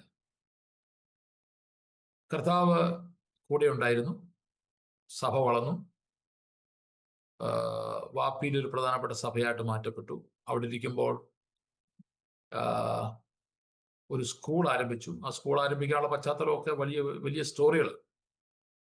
ഇന്നത് വാപ്പിയിൽ തന്നെ ഏറ്റവും പ്രധാനപ്പെട്ട സ്കൂളുകളിൽ ഒന്നാണ്. YMCAയുടെ ഒരു ബ്രാഞ്ച് യൂണിറ്റ് വാപ്പിയിൽ കൊണ്ടുവരുവാൻ കർത്താവ് എന്നെ ഉപയോഗിച്ചു. വാപ്പി ക്രിസ്ത്യൻ അസോസിയേഷൻ, ഇന്ന് വളരെ പ്രധാനപ്പെട്ട ആക്റ്റീവായിട്ട് വർക്ക് ചെയ്യുന്ന ക്രിസ്ത്യൻ അസോസിയേഷൻ തുടക്കം കുറിക്കാൻ, അതിനുവേണ്ടി എല്ലാവരെയും ഓടി നടന്ന് കണ്ട് ഒരുമിച്ച് കൂട്ടാൻ, കത്തോലിക്കർ മുതൽ പെന്തക്കോസ്തുകാർ വരെ കർത്താവ് എന്നെ ഉപയോഗിച്ചു. അവിടെ ഇന്ന് വളരെ അനുഗ്രഹിക്കപ്പെട്ട, എനിക്ക് തോന്നുന്നു ഗുജറാത്തിൽ പോലും അത്ര മനോഹരമായ ഒരു സെമിട്രിയാണത്. ക്രിസ്ത്യൻ സഭകൾ വാപ്പിയിലുള്ളത് അത്ര മനോഹരമായ, അതിനൊക്കെ ദൈവം എന്നെ ഉപയോഗിച്ചു. അങ്ങനെ 92 മുതൽ 2004 വരെ. ഇപ്പൊ 2000 ആയപ്പോൾ മുതൽ ദൈവം ഞങ്ങളോട് പറയാൻ തുടങ്ങി, ശുശ്രൂഷയുടെ തലങ്ങൾ മാറുകയാണ്, നിങ്ങൾ ഇവിടെ നിന്ന് മാറണം. പക്ഷെ സ്വന്തം വീട് പോലെ, സ്വന്തം കുടുംബം പോലെ നമ്മൾ സ്നേഹിച്ച് കരുതി നമ്മുടെ ലൈഫ് മുഴുവൻ ഇൻവെസ്റ്റ് ചെയ്ത് എല്ലാവിധ ത്യാഗങ്ങളും കഷ്ടങ്ങളും നിന്ദകളും സഹിച്ച് നമ്മൾ വളർത്തിക്കൊണ്ടുവന്ന സഭ വിട്ടിട്ട് പോവുക എന്ന് പറയുമ്പോൾ മാനുഷിക നിലയിൽ അംഗീകരിക്കാനായിട്ട് പറ്റത്തില്ലായിരുന്നു. ക്രിസ്തുവിൽ ഞങ്ങൾ ജനിപ്പിച്ച ജനങ്ങളെ സംബന്ധിച്ചും അതൊരു പ്രയാസമായി. പക്ഷെ 2000 മുതലുള്ള പരിശുദ്ധാത്മ നിർബന്ധം ഞങ്ങൾ രണ്ടും മനസ്സിലാക്കിയെങ്കിലും ഓരോ വർഷം തള്ളി നീക്കി. 2003 അവസാനമായപ്പോൾ പല നിലകളിൽ പരിശുദ്ധാത്മാവിന്റെ നിർബന്ധം ഉണ്ടായി. ഞങ്ങൾ തീരുമാനിച്ചു അവിടുന്ന് മാറാൻ. അതിനോട് ബന്ധപ്പെട്ട് ഒത്തിരി കാര്യങ്ങൾ പറയാനുണ്ട്, സമയം നമുക്ക് ഇവിടെ നിർത്താൻ പറ്റത്തില്ല. 2004 ഏപ്രിൽ മാസം വാപ്പിയിൽ നിന്നും മാറുകയാണ്. വാപ്പി തന്നെ എനിക്ക് സ്വന്തം നാട്ടിൽ ഉള്ള ബന്ധത്തെക്കാളും എൻ്റെ അന്നും ഇന്നും ബന്ധങ്ങൾ മുഴുവൻ വാപ്പിയും വാപ്പയുടെ ചുറ്റുപാട് സ്ഥലങ്ങൾ. ഇത് മലയാളികളോട് മാത്രമല്ല, മറ്റുള്ള എല്ലാ ഭാഷക്കാരോടും നല്ല ബന്ധങ്ങളാണ്. അവർ പലരും ആവശ്യപ്പെട്ടു, ഓക്കെ ചർച്ചയിൽ നിങ്ങൾ മാറിക്കോ, പക്ഷെ നിങ്ങൾ താമസം മാറ്റരുത്, നിങ്ങളെ ഞങ്ങൾക്കിവിടെ ആവശ്യമുണ്ട്. പല ആൾക്കാർ, എൻ്റെ സ്നേഹിതരായ മലയാളികൾ ഉൾപ്പെടെ, ഇതര ക്രൈസ്തവ സഭകളിൽപ്പെട്ട മലയാളികൾ ഉൾപ്പെടെ, അവരുടെ വീടുകൾ വാടകയില്ലാതെ തരാം, സജി പാസ്റ്റർ പോകരുത്. പക്ഷെ അന്നും ദാനിയേൽ ജോൺ പാസ്റ്ററെ, ഞങ്ങൾ വാപ്പിയിൽ താമസിച്ചാൽ നമ്മൾ സ്വന്തം കുഞ്ഞിനെ പോലെ വളർത്തിക്കൊണ്ടുവന്ന സഭയെ ബാധിക്കും. അതുകൊണ്ട് ഒരിക്കലും വാപ്പിയിൽ താമസിക്കില്ല. ഞങ്ങൾക്ക് വാപ്പിയിൽ താമസിച്ചാൽ വാടകയില്ലാതെ വീട് കിട്ടാം, കുഞ്ഞുങ്ങൾ ഫ്രീ ആയിട്ട് കാതലിക് സ്കൂളിൽ പഠിക്കുന്നു, അത് തുടരാം. ഞാൻ YMCAയുടെ പ്രധാന ലീഡർഷിപ്പിലുണ്ട്, ക്രിസ്ത്യൻ അസോസിയേഷന്റെ ലീഡർഷിപ്പിലുണ്ട്. അപ്പം അതൊക്കെ വേണം കണ്ടിന്യൂ ചെയ്യാം. പക്ഷേ അവിടെ ഞാൻ കണ്ടിന്യൂ, അങ്ങനെയുള്ള ഹാപ്പിനെസ്, സന്തോഷം എനിക്ക് ഉണ്ടാകുമെങ്കിലും സഭ പിളരും.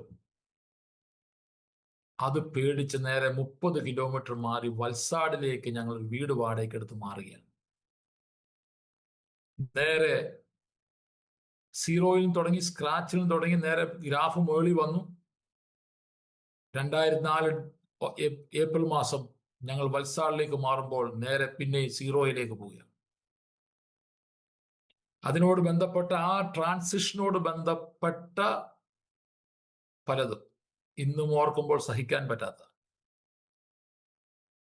കർത്താവ് കൂടെ നിന്നു, കർത്താവ് പിടിച്ചു നിർത്തി. ഞങ്ങളെ മനസ്സിലാക്കാനായിട്ട് ഞങ്ങൾ സ്നേഹിച്ചവർക്ക് ആർക്കും പറ്റിയില്ല, പക്ഷേ കർത്താവിന് മനസ്സിലാക്കാൻ പറ്റി. അന്നും ഇന്നും ഈ ഭൂമി നമ്മളെ ആർക്കും മനസ്സിലാക്കാൻ പറ്റത്തില്ലെങ്കിലും നമ്മളെ നന്നായി മനസ്സിലാക്കുന്ന ഒരു പിതാവ് സ്വർഗത്തിൽ നമുക്കുണ്ട് എന്നുള്ളതാണ് എന്നെ ഇന്നും പിടിച്ചു നിർത്തിയിരിക്കുന്ന ഒരു വലിയ ബോധ്യം. അങ്ങനെ വത്സലിലേക്ക് മാറി. അപ്പൊ അതിനു മുമ്പ് 2003 ചെറിയ ബൈബിൾ സ്കൂൾ വാപ്പിയിൽ ആരംഭിച്ചിരുന്നു. ആ ബൈബിൾ സ്കൂൾ വത്സാളിലേക്ക് ഷിഫ്റ്റ് ചെയ്തു, 5-6 സ്റ്റുഡൻസ്. അങ്ങനെ അവിടുന്ന് സീറോയിൽ നിന്ന് ഞങ്ങൾ ഒരു വാടക വീട്ടിൽ ഞാനും വൈഫും എൻ്റെ 2 കുഞ്ഞുങ്ങൾ പ്രാർത്ഥിച്ച് അടുത്ത സ്റ്റെപ്പ് വെക്കുകയാണ്. അങ്ങനെയാണ് 2004 ഒക്ടോബറിൽ ഫെലോഷിപ്പ് ആശ്രം ചാരിറ്റബിൾ ട്രസ്റ്റ് എന്ന പേര് വൽസാഡിൽ ട്രസ്റ്റ് രജിസ്റ്റർ ചെയ്തു. അന്നത്തെ ആഗ്രഹം വിശ്വസ്തന്മാരായ, സമർപ്പണമുള്ള, എന്ത് വില കൊടുത്തും സുവിശേഷത്തിനു വേണ്ടി തൻ്റെ ഇടത്തോടുകൂടെ നിൽക്കുന്ന കുറെ വിശ്വസ്തന്മാരായ സുവിശേഷ വേലക്കാരെ ഒരുക്കി അയക്കണം. അതിനെ ആരംഭിച്ച ബൈബിൾ സ്കൂൾ വളർത്തണം. ഇതല്ലാതെ മറ്റൊരു സ്വപ്നങ്ങളും ഇല്ലായിരുന്നു. പക്ഷേ കർത്താവിൻ്റെ ഇഷ്ടവും ഹിതവും മറ്റൊന്നായിരുന്നു. അസാധാരണ നിലകളിൽ കർത്താവ് ഞങ്ങളെ മുന്നോട്ട് കൊണ്ടുപോയി. ബൈബിൾ സ്കൂളിൽ പഠിച്ചിറങ്ങിയവരാരും മറ്റ് പ്രസ്ഥാനങ്ങളിൽ പോകാൻ താല്പര്യപ്പെടാൻ ഞങ്ങളുടെ കൂടെ നിന്നു. അവർ സഭകൾ സ്ഥാപിച്ചു. ഇപ്പോൾ സഭാസ്ഥാപനമായി. അവരുടെ കുഞ്ഞുങ്ങളുടെ വിദ്യാഭ്യാസം. ഇപ്പൊ എൻ്റെ ഫ്രം ദ ഫസ്റ്റ് ഡേ ഞങ്ങളുടെ പ്രത്യേകത, ഞങ്ങളുടെ കൂടെയുള്ള സുവിശേഷ വേലക്കാരും കൂലിക്കാരല്ല, വർക്കേഴ്സ് എന്ന് ഞാൻ അവരോട് ഇതുവരെ പറഞ്ഞിട്ടില്ല. ഞങ്ങൾക്ക് ഇത്ര വർക്കേഴ്സ്, സാധാരണ പ്രസ്ഥാനങ്ങളൊക്കെ ഇത്ര വർക്കേഴ്സ് ഉണ്ടെന്നാണ് പറയുന്നത്. പാസ്റ്റേഴ്സ് മീറ്റിംഗും വർക്കേഴ്സ് മീറ്റിംഗ് എന്നൊക്കെയാണ് പറയുന്നത്. അപ്പം എനിക്ക് തോന്നുന്നത് ഞാൻ അങ്ങനെ പറഞ്ഞിട്ടില്ലെന്നാ. വർക്കേഴ്സ് അല്ല, അവരാരും ഒരു കൂലിക്കാരല്ല, ശമ്പളക്കാരല്ല, അവരെല്ലാം മക്കളായിട്ടാണ് ഞാൻ കാണുന്നത്. അപ്പം അവരുടെ കുഞ്ഞുങ്ങളുടെ വിദ്യാഭ്യാസം, അവരെ ഇംഗ്ലീഷ് മീഡിയത്തിൽ പഠിപ്പിക്കണം. അപ്പോൾ ചിൽഡ്രൻസ് ഹോം വന്നു, അപ്പോൾ അവരെ പഠിപ്പിക്കണം. ഇപ്പോൾ സ്കൂൾ വന്നു. ഇങ്ങനെ ഒന്നൊന്നിനോട് കണക്ട് ചെയ്ത് പ്രവർത്തനങ്ങൾ മുന്നോട്ട് വന്നു. ഇന്ന് ഇന്ത്യയിൽ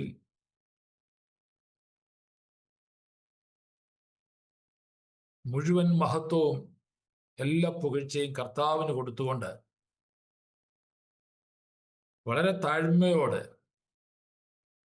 എനിക്ക് അരോമ ടിവിയുടെ പ്രേക്ഷകരോട് പറയുവാൻ കഴിയുന്നത്, തളർന്നുപോയ, ക്ഷീണിച്ചുപോയ, മടുത്തുപോയ, മതി കർത്താവേ എന്ന് പറഞ്ഞ 100 കണക്കിന് അവസരങ്ങളുണ്ടായി. എന്നാൽ ആ സമയങ്ങളിലൊക്കെ താങ്ങി നിർത്തി, ക്ഷീണം മാറ്റി മുന്നോട്ട് ഓടുവാൻ ബലം കർത്താവ് ഞങ്ങൾക്ക് തന്നു. അങ്ങനെ മുന്നോട്ട് പോകുമ്പോഴാണ് 2021 ഏപ്രിൽ മാസം 27-ാം തീയതി എൻ്റെ പ്രിയപ്പെട്ട ജാനറ്റ് എന്നോടൊപ്പം നിഴല് പോലെ, ഞാൻ ലോകത്തിൽ എവിടെ യാത്ര ചെയ്തിട്ടുണ്ടെങ്കിലും ഒട്ടുമുക്കാലും യാത്രകളിൽ, ഇന്ത്യയിലെ എല്ലാ യാത്രകളിലും എപ്പോഴും ഉണ്ട്, ഇന്ത്യക്ക് പുറത്തുള്ള യാത്രകളിൽ ഒട്ടുമുക്കാലും യാത്രകളിൽ അവൾ എൻ്റെ കൂടെ ഉണ്ടായിരുന്നു. മാർക്കറ്റിൽ പോയാൽ എൻ്റെ കൂടെയുണ്ട്. അവളില്ലാതെ ഒരു യാത്ര ഞാൻ ചെയ്തിട്ടില്ല. ഞാൻ ക്ഷീണിച്ചു പോകുമ്പോൾ, ഞാൻ തളർന്നു പോകുമ്പോൾ എൻ്റെ ഭാര്യ ജാനറ്റ് കരിങ്കല്ല് പോലെ മുമ്പിൽ വരും. നോ, നമ്മൾ മുന്നോട്ട് പോകണം, നമ്മൾ ക്ഷീണിക്കരുത്, നമ്മൾ തളരരുത്, നമ്മളെ വിളിച്ച കർത്താവ് നമ്മുടെ കൂടെയുണ്ട് എന്നൊക്കെ പറഞ്ഞ് എന്നെ ധൈര്യപ്പെടുത്തി മുന്നോട്ട് അവൾ കൊണ്ടുപോയി. പക്ഷേ 2021 ഏപ്രിൽ 27-ന് അവൾ നിത്യതയിലേക്ക് പോയി. അവളുടെ മരണം, ഉറ്റവരുടെ മരണം ഒരു യാഥാർത്ഥ്യമാണ്. നമ്മളെത്രയോ ഫ്യൂണറൽ സർവീസിന് പ്രസംഗിക്കുന്നവരാണ്, പോകുന്നവരാണ്, ശുശ്രൂഷകൾ നടത്തുന്നവരാണ്. പക്ഷെ അവനവൻ്റെ തുണ, അവനവൻ്റെ ജീവിത പങ്കാളികൾ നഷ്ടപ്പെടുമ്പോൾ എല്ലാ അർത്ഥത്തിലും നമ്മൾ തളർന്നു. അങ്ങനെ ഒരു ഇരുട്ട് നിറഞ്ഞ, എന്ന് പറയുന്നത് നെഗറ്റീവായിട്ട് ആരും എടുക്കരുത്, ഒരു ഇരുള് മൂടിയ ഒരു സാഹചര്യത്തിലേക്ക്, അതൊരു പൈശാചികമായിട്ട് ആരും അതിനെ വ്യാഖ്യാനിക്കരുത്. ജീവിതത്തിൽ എല്ലായിടത്തും ഇരുട്ട്, അങ്ങനെ ഒരു അവസ്ഥയിലേക്ക് ഞാൻ. പക്ഷേ ഒരു കാര്യത്തിൽ ഒത്തിരി സന്തോഷമുണ്ട്. കുഞ്ഞുങ്ങൾ രണ്ടുപേരും എന്നേക്കാൾ, ഞങ്ങളെക്കാൾ വിശ്വാസത്തിലാണെങ്കിലും സമർപ്പണത്തിലാണെങ്കിലും അവർ പല മടങ്ങ് ഉന്നത നിലവാരത്തിൽ അവർ കർത്താവിന് വേണ്ടി നിൽക്കുന്നു. അതെനിക്കൊരു വലിയ സന്തോഷം പകരുന്ന കാര്യമാണ്. മോളെ കുടുംബം വെസ്റ്റ് ബംഗാളില് ഡാർജിലിംഗ് ജില്ലയിൽ അവർ കർത്തൃവേല ചെയ്യുക. എൻ്റെ സണ്ണിലോ കേരളത്തിലെ ചച്ചപ്പൂടിലെ സീനിയർ പാസ്റ്ററായിരിക്കുന്ന തോമസ് പുളിവേലിൽ പാസ്റ്ററുടെ മൂത്ത മകൻ ജോൺ തോമസ് പുളിവേലിലാണ്. പെട്രോളിയത്തിൽ എംടെക് കഴിഞ്ഞ് റിലയൻസിന്റെ ജാംനഗറിലെ റിഫൈനറിൽ പ്രൊജക്ട് മാനേജരായി ജോലി ചെയ്യുമ്പോഴാണ് നമ്മുടെ മകന്റെ വിവാഹം കുറച്ച് ടെൻഷനായിരുന്നു. അപ്പോഴാണ് ഞങ്ങൾ aromamary.com-ൽ രജിസ്റ്റർ ചെയ്തത്. അവിടെ നിന്നാണ് നമ്മുടെ മകന് നല്ലൊരു പെൺകുട്ടിയെ കണ്ടെത്തിയത്. ഇന്ന് തന്നെ aromamary.com ഡൗൺലോഡ് ചെയ്യൂ. പ്രിയ മോൻ ജോൺ കർത്താവിന്റെ വേലയ്ക്ക് വേണ്ടിയുള്ള കോൾ ഉണ്ടായിട്ട് ജോലി റിസൈൻ ചെയ്തു. എത്രയോ ലക്ഷങ്ങൾ മാതാപിതാക്കൾ മുടക്കിയാണ് പഠിപ്പിച്ചത്. എംടെക് കഴിഞ്ഞു. നല്ല ഫ്യൂച്ചറുള്ള സമയത്ത് എൻ്റെ മോളും പബ്ലിക് അഡ്മിനിസ്ട്രേഷനിൽ മാസ്റ്റേഴ്സ് കഴിഞ്ഞ് ഉയർന്ന ഒരു ഗവൺമെന്റ് തസ്തികയിൽ ജോലിക്ക് പ്രവേശിക്കുവാൻ ഒരുക്കങ്ങൾ നടത്തിക്കൊണ്ടിരിക്കുമ്പോഴാണ് ആ മോള് തീരുമാനിക്കുന്നത്. 2018 ഏപ്രിൽ മാസം അവരുടെ വിവാഹം കഴിഞ്ഞു. അവർക്ക് 3 കൊച്ചു കുഞ്ഞുങ്ങളെ ദൈവം കൊടുത്തിട്ടുണ്ട്. ആ 3 കുഞ്ഞുങ്ങളെയും കൊണ്ട് അവര് ഡാർജിലിംഗ് ജില്ലയിൽ ഒരു വീട് വാടകയ്ക്കെടുത്ത് ബംഗാളിലും ബീഹാറിലും നേപ്പാളിലുമായി കർത്താവിന്റെ വേല ചെയ്യുന്നു, സഭകൾ സ്ഥാപിക്കുന്നു.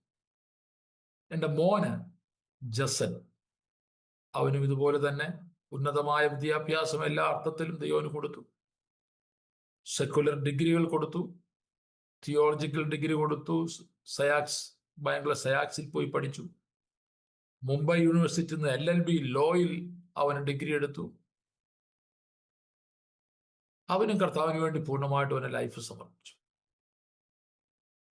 അവൻ വിവാഹം കഴിച്ചത് ബാംഗ്ലൂർ ജനിച്ചു വളർന്ന, ഞങ്ങൾ ചിക്കു എന്ന് വിളിക്കുന്ന ഷാരൻ പാറയിൽ കുടുംബാംഗമാണ്. ബാംഗ്ലൂരില് പാറയിൽ കൺസ്ട്രക്ഷൻ നടത്തുന്ന ബ്രദർ സജിയുടെയും സിസ്റ്റർ ആനിയുടെയും 2ാമത്തെ മകളാണ്. ആ കുടുംബവും കർത്തൃവേലയ്ക്ക് വേണ്ടി ബിസിനസ് ചെയ്യുന്നവരാണ്. മിഷന് വേണ്ടി ബിസിനസ് ചെയ്യുന്ന ഒരു കുടുംബം, ഒരു കൺസ്ട്രക്ഷൻ കമ്പനി നടത്തുന്നവർ. അവിടുത്തെ രണ്ടാമത്തെ മകളെ ഞങ്ങളുടെ വീട്ടിൽ മകളായിട്ട് ദൈവം തന്നു.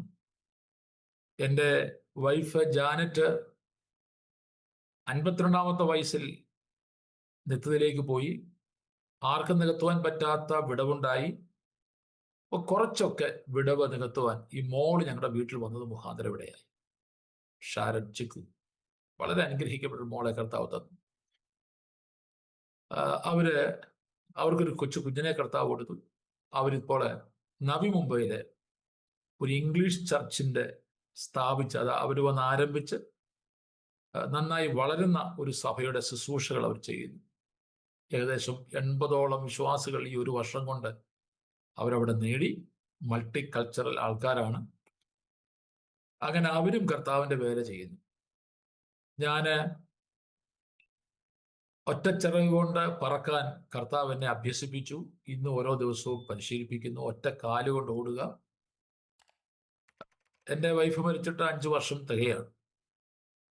ഈ 5 വർഷവും കണ്ണുനീർ തുള്ളികളോടുകൂടെയാണ് ഞാൻ ബെഡിൽ നിന്ന് എല്ലാ ദിവസവും എഴുന്നേൽക്കുന്നത്. പക്ഷേ വിളിച്ച കർത്താവ് ആ ഗ്യാപ്പിൽ, ആ വിടവിൽ വന്ന് നിന്ന് എന്നെ താങ്ങി ഇങ്ങനെ മുന്നോട്ട് കൊണ്ടുപോവുകയാണ്. ഒരു ദിവസം പോലും വിശ്രമമില്ലാതെ യാത്ര ചെയ്തുകൊണ്ടിരിക്കുകയാണ്. ഒരു ദിവസം പോലും വിശ്രമമില്ലാതെ യാത്ര ചെയ്യുകയാണ്. വലിയ സ്വപ്നങ്ങളുമായി മുന്നോട്ട് പോവുകയാണ്. 2030 അസാധാരണമായ ദൈവപ്രവർത്തികൾ ഇന്ത്യയിൽ ഉണ്ടാകും. അതിൻ്റെ മുൻനിരയിൽ കർത്താവ് എന്നെ നിർത്തിയിരിക്കുകയാണെന്നുള്ള വിശ്വാസത്തോടു കൂടെയാണ് ഞാൻ മുന്നോട്ട് പോയിക്കൊണ്ടിരിക്കുന്നത്. ആയിരക്കണക്കിനല്ല, 10,000-കണക്കിന് സഭകൾ കർത്താവ് തരും. അത് സ്ഥാപിക്കാനുള്ള കരുത്ത് കർത്താവ് തരും ഈ ചുരുങ്ങിയ കാലഘട്ടം കൊണ്ട് എന്ന് ഞാൻ വിശ്വസിക്കുന്നു. അതിന് കൂടെയുള്ള കർത്താവിൽ ഞങ്ങൾക്ക് ജനിപ്പിക്കാൻ പറ്റിയ മക്കളോട് ഞാൻ എപ്പോഴും അതിനുള്ള പ്രോത്സാഹനം നൽകുന്നു. അവരെ അതിനുവേണ്ടി ഒരുക്കുന്നു. അങ്ങനെ ഞങ്ങൾ മുന്നോട്ട് പോകുന്നു. ഞാൻ മുമ്പ് പറഞ്ഞതുപോലെ ഞങ്ങളുടെ പ്രത്യേകത, ഞങ്ങളുടെ കൂടെ ഉള്ളവരാരും ഞങ്ങളുടെ കൂലിക്കാരല്ല, ശമ്പളക്കാരല്ല. അവരെല്ലാം ഞങ്ങളുടെ മക്കളാണ്. ആയിരക്കണക്കിന് മക്കളെ ക്രിസ്തുവിൽ ജനിപ്പിക്കാൻ ഞങ്ങൾക്ക് വലിയ ഭാഗ്യം കർത്താവ് തന്നു. അവരെല്ലാവരും നോർത്ത് ഇന്ത്യക്കാരാണ്. പ്രത്യേകിച്ച് അവസരങ്ങൾ അല്ലെങ്കിൽ സാഹചര്യങ്ങൾ നഷ്ടപ്പെട്ട, അവഗണിക്കപ്പെട്ട സമൂഹത്തിലെ ഈ ആയിരക്കണക്കെന്ന് പറയുമ്പം എൻ്റെ ഒരു പ്രത്യേക കാഴ്ചപ്പാടുകൂടെ പറയാം. നമ്മുടെ സമൂഹത്തിൽ എപ്പോഴും 10,000-കണക്കിന്, ലക്ഷക്കണക്കിന്, ആയിരക്കണക്കിന്, 100-കണക്കിന് എന്നാണ് പറയുന്നത്. ഞാൻ ഒത്തിരി യോജിക്കുന്നില്ല. അപ്പം ഞാൻ പലപ്പോഴും എൻ്റെ സുഹൃത്തുക്കളോടൊക്കെ പറയാറുണ്ട്, ബൈബിളിലെ ഈ ആയിരക്കണക്കിന്, 100-കണക്കിനില്ല. 120 പേര്, അല്ലെ 3000 പേര്, 5000 പേര്, ഇങ്ങനെയാണ്. പക്ഷെ നമ്മൾ പറയുമ്പോൾ അതിലിങ്ങനെ പോവുകയാണ്. അപ്പം അതിനോട് ഞാൻ യോജിക്കാത്ത ഒരാളാണ്. ഇതിന് പറഞ്ഞു വന്നപ്പോൾ ഞാൻ അതങ്ങ് പറഞ്ഞു. എക്സാക്റ്റ് കണക്ക് എടുക്കാൻ പറ്റാത്തതുകൊണ്ടാണ് പറഞ്ഞത്. അപ്പോൾ കർത്താവ് വലിയ ഭാഗ്യവും കൃപയും ഞങ്ങൾക്ക് തന്നു. ജാനറ്റിനെ കുറിച്ച് സാധാരണ സഹോദരിമാരിൽ ഇല്ലാതിരുന്ന പല ക്വാളിറ്റികൾ ഉള്ള ഒരു വനിതയായിരുന്നു എൻ്റെ ഭാര്യ. ഒന്ന്, ഈ പ്രതിസന്ധികൾ വരുമ്പോൾ ഒരു അസാധാരണ വിസ്ഡം അവളുടെ മേൽ കർത്താവ് വരുവാൻ. പേടിയില്ലായിരുന്നു. അപ്പൊ ഡെമണിൽ ആ പ്രശ്നം ഉണ്ടായപ്പോഴും അന്ന് ഞാൻ സ്ഥലത്തില്ല. ഞങ്ങളുടെ പാസ്റ്റേഴ്സ്, പുറകോട്ട് മാറിയ ഞങ്ങളുടെ പാസ്റ്റേഴ്സിനെ പോലും സംഘടിപ്പിച്ചുകൊണ്ട് SP ഓഫീസിലേക്ക് പോയതും കലക്ടർ ഓഫീസിലേക്ക് പോയതും അവളായിരുന്നു. പേടിയില്ല.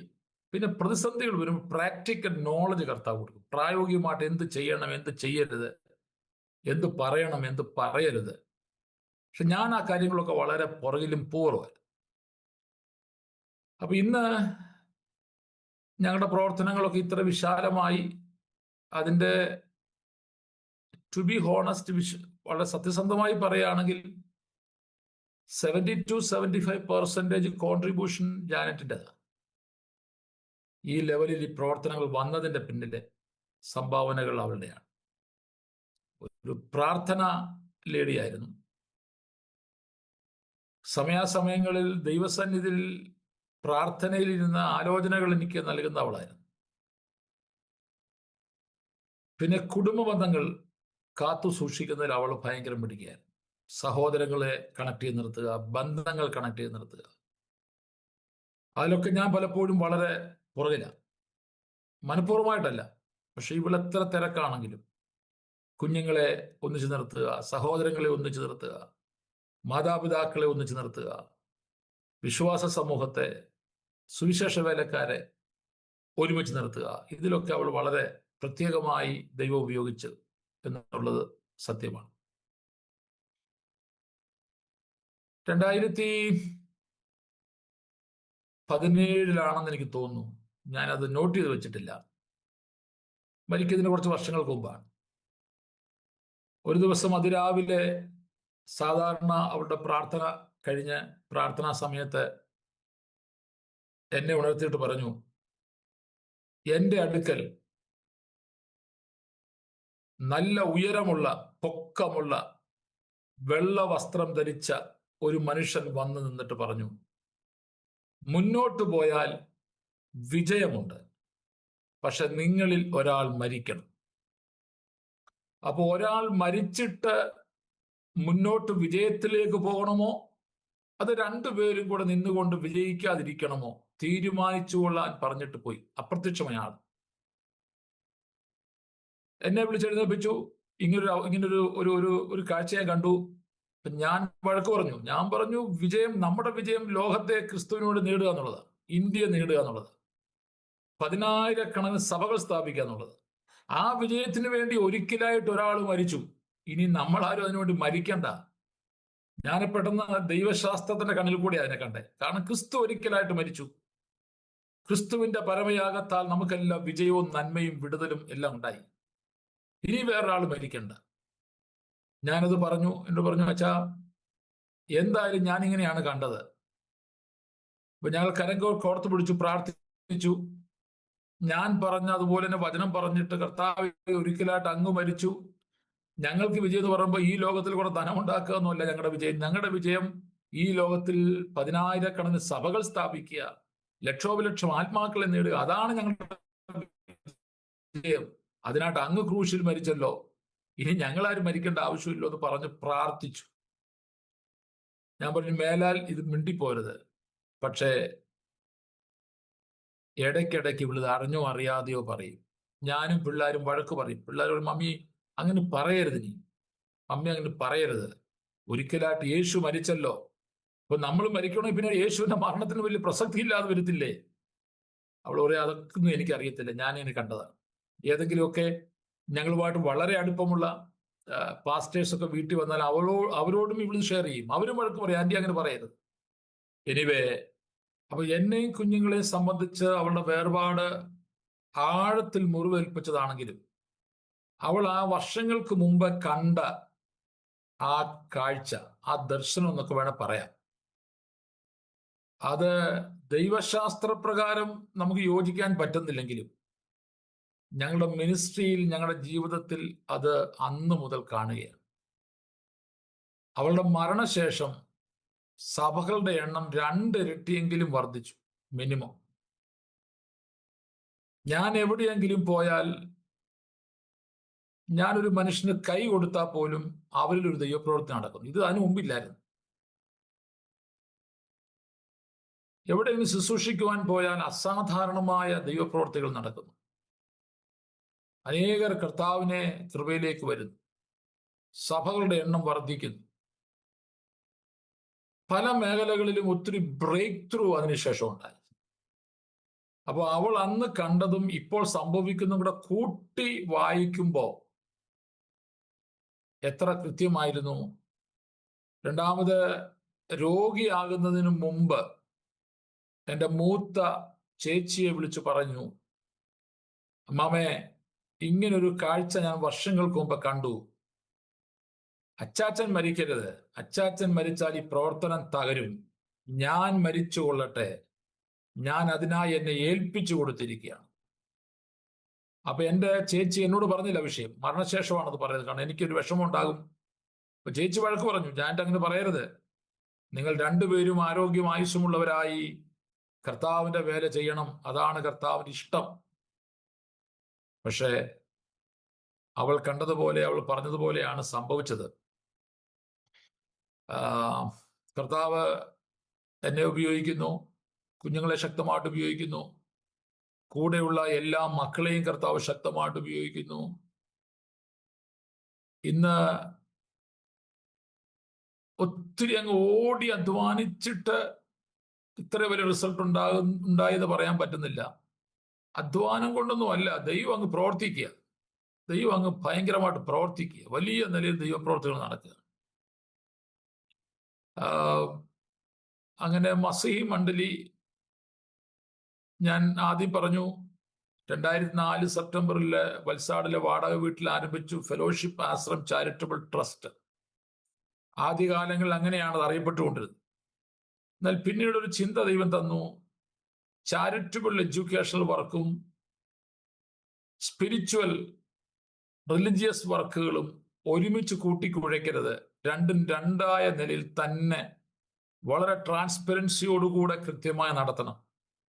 അങ്ങനെ പല സ്ഥലങ്ങളിൽ ആരംഭിച്ച സ്കൂളുകള്, ചിൽഡ്രൻസ് ഹോമുകള്, മറ്റ് ചാരിറ്റി പ്രവർത്തനങ്ങൾ ഈ ഫെലോഷിപ്പ് ആശ്രം ചാരിറ്റബിൾ ട്രസ്റ്റിന്റെ കീഴിൽ നിലനിർത്തുകയും സഭകൾ, ബൈബിൾ കോളേജ്, മറ്റ് ബൈബിൾ സ്കൂളുകള്, ട്രെയിനിങ് പ്രോഗ്രാമുകള്, എല്ലാ ആത്മീക പ്രവർത്തനങ്ങളും മസി മണ്ഡലി അസോസിയേഷൻ എന്ന പേരിൽ ഒരു റിലിജിയസ് രജിസ്ട്രേഷൻ, അതായത് ഇത് രജിസ്റ്റർ ചെയ്തപ്പോൾ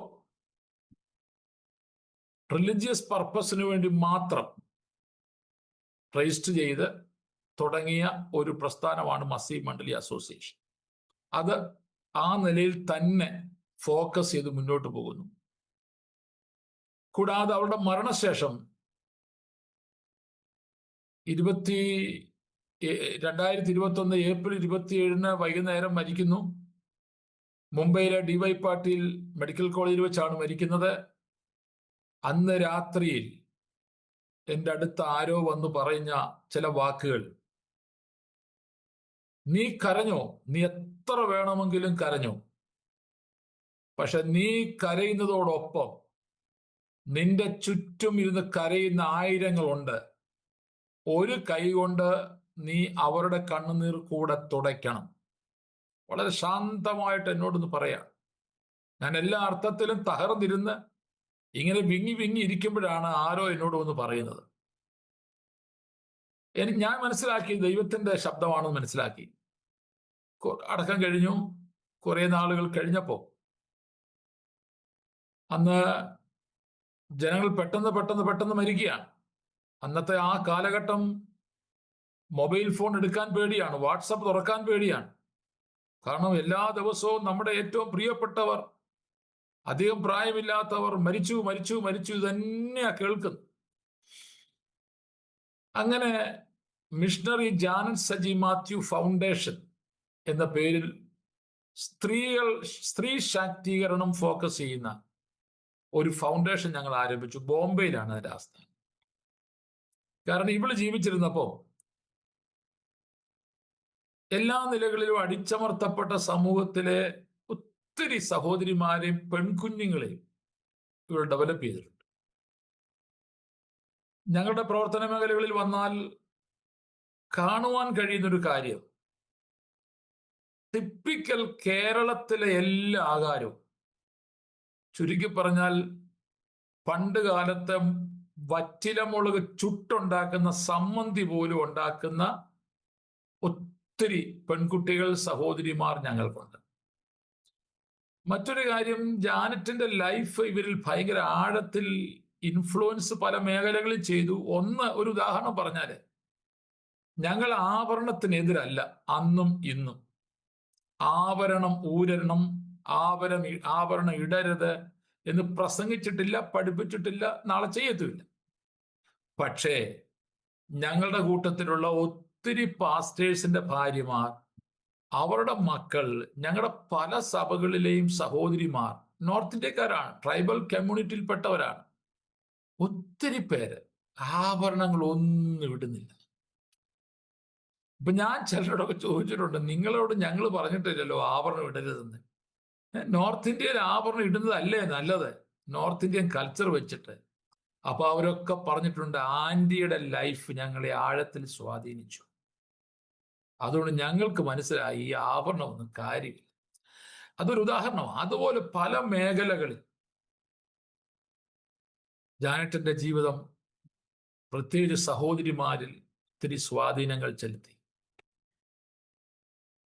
സഹോദരിമാരിൽ അങ്ങനെ അവള് ശ്രദ്ധ ചെലുത്തി പ്രവർത്തിച്ചത് കൊണ്ടാണ് ഈ ഫൗണ്ടേഷൻ ഞങ്ങൾ ആരംഭിച്ചത്. ഈ ഫൗണ്ടേഷൻ തുടങ്ങി കഴിഞ്ഞപ്പോൾ ആ ഫൗണ്ടേഷന്റെ നേതൃത്വത്തിൽ ഞങ്ങളൊരു സർവേ നടത്തി. സർവേ നടത്തിയപ്പോൾ മനസ്സിലായത്, കോവിഡ് മുഖാന്തരം മാത്രം 2000-ത്തിലധികം സുവിശേഷ വേലക്കാർ മരിച്ചിട്ടുണ്ട് ഇന്ത്യയിൽ. അതൊരു ശരിയായ കണക്കെടുപ്പ് നടത്തി അത് കൂടുതലായിരിക്കും. കാരണം ഞങ്ങൾ നടത്തിയ സർവേ ഒന്നും അത്ര കൃത്യമല്ല. കാരണം നമ്മുടെ ഗ്രൂപ്പുകൾ 100 കണക്കിന് 1000-കണക്കിന് ഗ്രൂപ്പാണ് നമുക്കുള്ളത്. എല്ലായിടത്തും എത്തുക ശ്രമകരമല്ല. എന്നിട്ട് ഞങ്ങൾക്ക് കിട്ടിയ കണക്ക് 2000+ സുവിശേഷ വേലക്കാർ. അതിൽ 50 വയസ്സ് താഴെയുള്ളവരാണ് ഏറി വന്നത്. അപ്പം ഇന്ത്യയുടെ മിഷന് കോവിഡ് തന്നത് ഭയങ്കര നഷ്ടം, ഇതുവരെ നികത്താൻ പറ്റിയിട്ടില്ല. അപ്പൊ ഈ മിഷണറിമാര് പലരും മരിച്ചു. അതുകൂടാതെ തുണ അല്ല ജീവിത പങ്കാളി മരിച്ചു കഴിഞ്ഞപ്പോ ശേഷിക്കുന്നത് ഭർത്താവാകട്ടെ ഭാര്യയാകട്ടെ, ഒത്തിരി പേര് നോർത്ത് ഇന്ത്യയിലെ വേല വിട്ട് നാട്ടിലേക്ക് മടങ്ങി കുഞ്ഞുങ്ങളുമായിട്ട്. എനിക്ക് അവരോട് ഭയങ്കര സങ്കടം, അവരോട് ദേഷ്യമില്ല. കാരണം എനിക്കവർ കുറ്റം പറയാൻ പറ്റത്തില്ല. ചിറക് അറ്റുപോയാൽ പിന്നെ എല്ലാ അർത്ഥത്തിലും അവർ തകർന്നു പോകും. അപ്പൊ അവരോടുള്ളതായ വലിയ അവരനുഭവിക്കുന്ന ദുഃഖത്തിൽ എനിക്ക് ആ പെയിൻ അറിയാം. പക്ഷെ മിഷനിൽ നടന്ന സംഭവം, കുറച്ചേറെ പേര് മരിച്ചുപോയി, കുറച്ചുപേരുടെ മരണമുഖാന്തരം ശേഷിച്ചിരുന്നൊരു നാട്ടിലേക്ക് പോയി. അപ്പൊ അതെല്ലാം കൂടെ രണ്ടും കൂടെ കൂട്ടുമ്പോൾ നോർത്ത് ഇന്ത്യയിലെ മിഷനിൽ സംഭവിച്ചിരുന്ന നഷ്ടം കോവിഡ് മുഖാന്തരമുള്ളത് ആർക്കും പരിഹരിക്കുവാൻ കഴിയാത്ത നഷ്ടമാണ്. നമ്മൾ ദൈവമക്കൾ, ദൈവസഭകൾ പ്രാർത്ഥിക്കണം. ആയിരക്കണക്കിന് സുവിശേഷകന്മാർ നമുക്ക് മരിച്ചു. അപ്പൊ ഞങ്ങൾ ഈ കോവിഡ് ഈ ഫൗണ്ടേഷൻ, മിഷണറി ജാനസ് സജി മാത്യു ഫൗണ്ടേഷനിൽ കൂടെ ആദ്യം ചെയ്ത ഒരു പ്രവൃത്തി, കോവിഡ് വന്ന് മരിച്ച കുറച്ചേറെ പാസ്റ്റേഴ്സിന്റെ വിധവമാരായ സഹോദരിമാരെ 3000 രൂപ വെച്ച് എല്ലാ മാസവും അവരുടെ അക്കൗണ്ടിൽ എത്തിക്കുന്ന വളരെ ശ്രമകരമായൊരു ദൗത്യം ഞങ്ങൾ ഏറ്റെടുത്തു. ദൈവത്തിന് സ്തോത്രം, കർത്താവിന് മഹത്വം കരയേറ്റുന്നു. കൂടെ നിന്നവർക്ക് എല്ലാവർക്കും നന്ദി കരയേറ്റിക്കൊണ്ടൊരു കാര്യം പറയട്ടെ. കർത്താവിന് മഹത്വത്തിന് വേണ്ടി 3.5 വർഷം 2021 ജൂലൈ മുതൽ 3.5 വർഷം കണ്ടിന്യൂസ് 105 സഹോദരിമാർ 3000 രൂപ വീതം അവരുടെ അക്കൗണ്ടിൽ എത്തിക്കുവാൻ കർത്താവ് കൃപ തന്നു. അതിനുശേഷം ഞങ്ങൾക്ക് അത് ശുശ്രൂഷ ചെയ്യാൻ പറ്റുന്നില്ല. കാരണം വലിയൊരു ഫണ്ട് എല്ലാ മാസവും ആവശ്യമാണ്. പിന്നെ കുറച്ച് പേരുടെ എണ്ണം കുറച്ച് നാളെ കൊടുത്തു. കാരണം ഈ 3000 രൂപയുടെ സഹായം എന്ന് പറയുന്നത് ധാരാളം സഹോദരിമാർക്ക് ഒരു വലിയ ആശ്വാസമായിരുന്നു. ഇപ്പൊ ഞങ്ങൾക്കത് ചെയ്യാൻ പറ്റുന്നില്ല എന്നുള്ള കാര്യം സങ്കടത്തോടെ അരോമ ടിവിയുടെ പ്രേക്ഷകരോട് പറയുകയാണ്. അങ്ങനെ ഈ 3 ഓർഗനൈസേഷനിൽ കൂടെയാണ് ഇപ്പോൾ ഞങ്ങൾ പ്രവർത്തനങ്ങൾ നടത്തുന്നത്. ഒന്ന്, ചാരിറ്റി എഡ്യൂക്കേഷൻ കാര്യങ്ങൾ ഫെലോഷിപ്പ് ആശ്രമം ചാരിറ്റബിൾ ട്രസ്റ്റിൽ കൂടെ ചെയ്യുന്നു. സഭാപ്രവർത്തനങ്ങൾ, സുവിശേഷീകരണം, മിഷണറിമാരെ ഒരുക്കി അയക്കുക, ബൈബിൾ സ്കൂളുകൾ, ഈ റിലീജിയസ് വർക്കുകളെല്ലാം മസീഹ് മണ്ഡലി അസോസിയേഷൻ ത്രൂ ചെയ്യുന്നു. സ്ത്രീ ശാക്തീകരണ മേഖലകളിലെ പല ആക്ടിവിറ്റീസ് മിഷണറി ജാനസ് സജി മാത്യു ഫൗണ്ടേഷനിൽ കൂടെ ചെയ്യും. 3ഉം വളരെ കൃത്യമായി, വളരെ ട്രാൻസ്പെറൻസിയോടുകൂടെ, എനിക്ക് നന്നായി പ്രാഗൽഭ്യത്തോട് പറയാൻ കഴിയും, വളരെ സത്യസന്ധമായി ഈ കാര്യങ്ങൾ ചെയ്യുവാൻ നാളിതുവരെയും കർത്താവ് കൃപ ചെയ്തു. ഒത്തിരി സ്വപ്നങ്ങളുണ്ട്, ഒത്തിരി കാര്യങ്ങൾ ചെയ്യുവാനുള്ള വലിയ ആഗ്രഹങ്ങളുണ്ട്. ഈ 2026 മുതൽ 2030 വരെയുള്ള 5 വർഷം പഞ്ചവത്സര പദ്ധതി എന്ന പേരിൽ ഞങ്ങൾ ഒട്ടനവധി പ്രോഗ്രാമുകൾ, പ്രൊജക്ടുകൾ ആവിഷ്കരിച്ചിരിക്കുക. ഒരു പൊട്ടനെ പോലെ അങ്ങ് ചെയ്തിരിക്കുക. കർത്താവിന്റെ മുഖത്തേക്ക് നോക്കി കാത്തിരിക്കുക. അപ്പം അതെല്ലാം കർത്താവ് സാധിപ്പിക്കും എന്ന് കർത്താവിൽ വിശ്വസിക്കുന്നു. ഇന്ത്യ യേശുവിനെ അറിയണം. ഇന്ത്യ ഒരു ക്രൈസ്തവ രാജ്യമാകണമെന്നൊന്നും എനിക്ക് ആഗ്രഹമില്ല. അതൊന്നും എൻ്റെ ആഗ്രഹമല്ല. പക്ഷെ ഇന്ത്യയിൽ രക്ഷകനെ പറ്റി എല്ലാവരും ഇനി കേൾക്കണം. ഇനി രക്ഷകൻ യേശുവിനെ പറ്റി കേൾക്കാതെ ആരും മരിക്കരുത്. ഇതാണ് എൻ്റെ ആഗ്രഹം. അല്ല എല്ലാവരെയും ക്രൈസ്തവരാക്കുക എന്നുള്ളതല്ല. പക്ഷെ മറ്റൊരുത്തനിലും രക്ഷയില്ല, നാം രക്ഷിക്കപ്പെടുവാൻ ആകാശത്തിന്റെ കീഴെ മനുഷ്യരുടെ ഇടയിൽ യേശു ക്രിസ്തു എന്നല്ലാതെ വേറെ ആരുമില്ല എന്നുള്ള സന്ദേശം എല്ലാവരിലും എത്തിക്കണം. ഞാൻ സാധാരണ പറയാറുണ്ട്, പാസ്റ്ററെ, ഡോക്ടറോ എഞ്ചിനീയറോ നേഴ്സോ സയന്റിസ്റ്റോ ബിസിനസ്സുകാരനോ ആകാൻ നമ്മുടെ കുഞ്ഞുങ്ങൾ പോയില്ലെങ്കിൽ ആ സ്ഥാനത്തേക്ക് സ്വന്തം കുഞ്ഞുങ്ങളെ അയക്കാൻ ഇതര മതസ്ഥരുണ്ട്. പക്ഷേ വിശുദ്ധ വേദപുസ്തകവും അഭിമാനത്തോടെ കയ്യിൽ പൊക്കിപ്പിടിച്ച് ഗ്രാമങ്ങളിലും പട്ടണങ്ങളിലും പേടിയില്ലാതെ പോയി സമാധാനത്തിന്റെ, സ്നേഹത്തിന്റെ സന്ദേശം പറയാൻ നമ്മുടെ കുഞ്ഞുങ്ങളില്ലെങ്കിൽ പിന്നെ ആരുടെ കുഞ്ഞു പോകും? ഇതര മതസ്ഥന്റെ കുഞ്ഞുങ്ങൾ അത് ചെയ്യുവോ? ഇത് നമ്മൾ ക്രൈസ്തവ സമൂഹം, നമ്മുടെ സഭ വളരെ വളരെ ആത്മാർത്ഥമായി പരിശോധിക്കണം. പ്രത്യേകിച്ച് പാസ്റ്റേഴ്സ്, എന്നെ കേൾക്കുന്ന പാസ്റ്റേഴ്സ്, നമ്മുടെ കുഞ്ഞുങ്ങൾ അത് ചെയ്യുന്നില്ലെങ്കിൽ ഇതര മതത്തിൽപ്പെട്ടവരുടെ കുഞ്ഞുങ്ങൾ ചെയ്യുമോ? നമ്മുടെ കുഞ്ഞ് എഞ്ചിനീയർ ആയില്ലെങ്കിലും എഞ്ചിനീയർ ആകാൻ ഇതര മതസ്ഥന്റെ കുട്ടികളുണ്ട്.